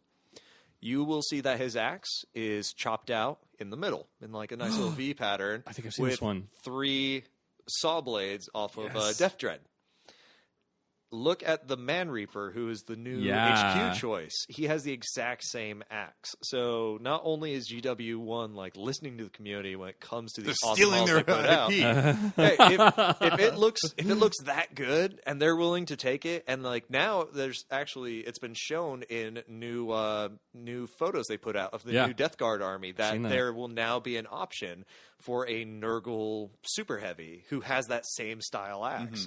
Wow. Yeah, It's rad. It's that super is rad. awesome, and I'm super excited about Was that this. model with that Nurgle super heavy? Wasn't that in a White Dwarf at one point, or was it just like all over the place? Yeah, it was just everywhere because everyone was like, "Oh, look how cool this is!" Because that was back when the Lord of Skulls had come out, and everyone realized that it was just kind of derpy. And like it still is pretty derpy. And then Forge World was like, well, everyone else is putting their Cornlow skulls on Night Feet, so why don't we do that? And charge 200 pounds. When I played you and you brought the Lord of Skulls, I was like, man, that thing is terrifying. I don't want any part of that. And then I was like, oh, it died terribly to fire dragons. Yeah, and that's why I told you. It's like, all right, this is going to be a for-fun army because the unit is 888 points. Oh, my God. Yeah. Yeah, but now they've released the new points cost for Chaos Space Marines, and we see like a lot of things have gone down in points. So, and I'm excited to take a new Death Guard army. Like I said, I'm going to be out of town all next month, so I got one of the local guys up here. He's splitting 2 of the starter boxes with me. Oh, cool. And I'm ending up with 3 total sets of the Nurgle Space Marines. So he's going to start paying them up for me, and I think it's going to look good because I've seen some of the color schemes GW has put out, and those models just look flat out good no matter like what color scheme you do for them. They just look awesome. Yeah, I have to say that like I think the way they've painted them, they've made them really crisp and clean and almost like cartoonish. So I am excited to see some people like go in there and like dirty grunge it up. Yeah, and like make it it's a little almost more cell shaded. Like the look of it. Yeah. Especially like the Plague Zombie guys. I mean, great models, but like I said, it kind of looks like Jet Set Radio a little bit. I miss Jet Set Radio. That's such a good game. Yeah. So I think that's it. Yeah, I think we're good. Let's take a quick break. And then we'll come wrap this up. Yeah. The new Mark IIIA uses a ceramite overplus steel with a buttress carbon composite frame. What? Oh, yeah. Which one of those is it? All of them. Oh, neat. Hey, is this a cup holder? Yes, the driver's compartment has a cup holder as an optional accessory. No way. Shut up. Cup holders? Well, not everybody has a life support system. So for the exploratory group of mortals we found, Cup holders? I'll take it. Mark IIIA also has a traditional quad thermoreactor. Hey, do you think I could try it out? Well, of course, the ignition is on the dash rack. I brought my favorite travel mug. I got it in this amazing bakery in the Segmentum just outside of Armageddon a few years back. Oh my gosh. Perfect fit. So anyway, as you can see, the new Mark IIIA has a power coupler interface in the top hatch to allow for modular weapon components that can be... Does this have a heater in it? I hate it when recap gets cold. If the coffee holder had a heater, that would just make my day. We hadn't considered that, as most chapters use a Stardate drivers, and most of you as Stardates don't drink recap. But I suppose we could build you something. Great, you tech priests are the best. Do you want to see the comms unit specs? Nah, I'm good. Is there anything that can... No, we'll take 11 of them. Thank you. The Emperor protects. Space Marines hate change. How'd you ever convince him to upgrade to the new Mark IIIA? Cup holders, believe it or not. Oh, cup holders. Brand new Mars pattern Mark IIIA Rhino. New with cup holders. Oh man, that was a Nurgle cough. And we're back. Hi. Hey Ted, this is our last episode of 7th edition 40K. It is. That's nuts. Yeah, I think we should do something special for next episode. Like, what are you thinking? I don't know. A Read dirge. the new rule book. I kind of maybe have a eulogy. Maybe we can get a. I think it'd be kind of cool to have like a 7th edition retrospective. Yeah, because it kind of fits our theme of everyone else is talking about 8th edition, so let's talk about 7th. Yeah, I think we're gonna kind of go over 7th edition and kind of memories, history, stuff like that. What it brought. What is 7th different. edition, the advent of formations and decurions, and the stomp. Oh, well, no point talking about it now. Sterling covered it all. Jesus. And that wrapped it up. So, yeah. Oh man, easy episode. Well, you know what would be really kind of nice is like I would love to see, and since our locals didn't give us the haikus that we wanted, maybe eulogies. Could you guys write up some eulogies? Yeah, and we'll read them on the podcast. Yeah. And if you don't send us any, I'll just make up some. Yeah, probably gonna do that anyway. Yeah, I'll do that anyway. I'll credit them to other people. Yeah, but I think that'd be really cool. I think that'd be a fun way of we're gonna do kind of throwing it in, like the things you remembered, the things you loved, the things you maybe didn't like as much. I mean, we'll still try and keep it positive. Yeah, I mean, usually eulogies. It's not like, all right, so Uncle This Steve, guy's a dick. Yeah, he never really bathed much. I don't think a eulogy is really the time to let all the nasty stuff out. Yeah. You know? Unless you're drunk. Maybe a couple of you guys towards the end of the that's just too classy, being drunk at a funeral. I hated that guy. I'm just here for the will reading after. Did I get the car or not? Yeah. So no, let's I want to hear about the It's fun like, things. John, in 8th edition, you still get undercosted Wraith Knights. Yes. But yeah, we'll do a little 7th retrospective. That'd be fun.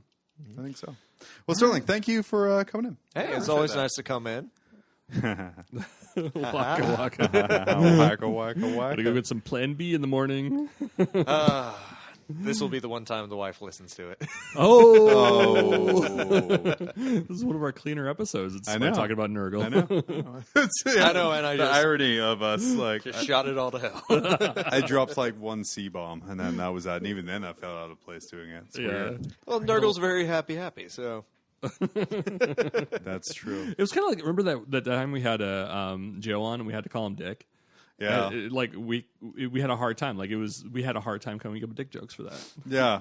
I mean, you know, it didn't last long either. No. Like, all right, it failed pretty quickly because we too kept much on pressure. accidentally calling him Joe. Right. Yeah, it was pretty good. I think that was episode 2? No, 1. It was early. Yeah. I think it's the very first episode. Oh, okay. We had one of our guys, Joe, on for a little bit, and yeah, he, as a local career gentleman, wanted a pseudonym. We told him what his pseudonym would be, and then we forgot. No, I think it was his. It was his idea. I think Wasn't I told it? him. Oh, okay. That you're gonna be I wasn't Dick. part of that conversation then. I think we're literally like he's not kind of the guy who makes those kinds of jokes anyway. No. But yeah, so yeah, keep up the Twitter's interactions at BC4D for Ted. Oh, okay. If you want to see high quality plastic car modeling and conversion updates. That's right. So there should be some better pictures than the one you guys saw of that dreadnought by the time this drops. At Mob Rules John for like 50% chance at funny memes and 50% of jokes just don't hit. And he's forgetting the 2% chance of I am the Senate memes. You know, I've been really good about staying away from Star Wars memes. I mean, prequel memes are there my was a bit. absolute guilty pleasure. Yeah. Those are good. Whatever. Yeah. You can still be you. Oh, man. But if I go full prequel meme, then we'll be a Star Wars podcast by the end of So do you twit? Sterling, are you on the Twitters? I do, but I am not sharing it right now. What? All right. Nope, because I share opinions and things on there that are political. Best, very much so. So yeah, follow Sterling at Glacial Geek. And watch Phil's battle reports. Yeah. Because Phil is out. He's being good husband this episode. So as I abandoned my wife. Well, you don't have to hang out with her on Phil's anniversary. She said I did. She's right. getting freebies. All right, so this has been episode 51. We will see you for 52, 2 years. Yeah. 2 years of Mob Rules as of next episode. Wow. I guess we're just talking about the past then. Okay. Yeah. All right. All right, rad. Night. Peace out. Bye.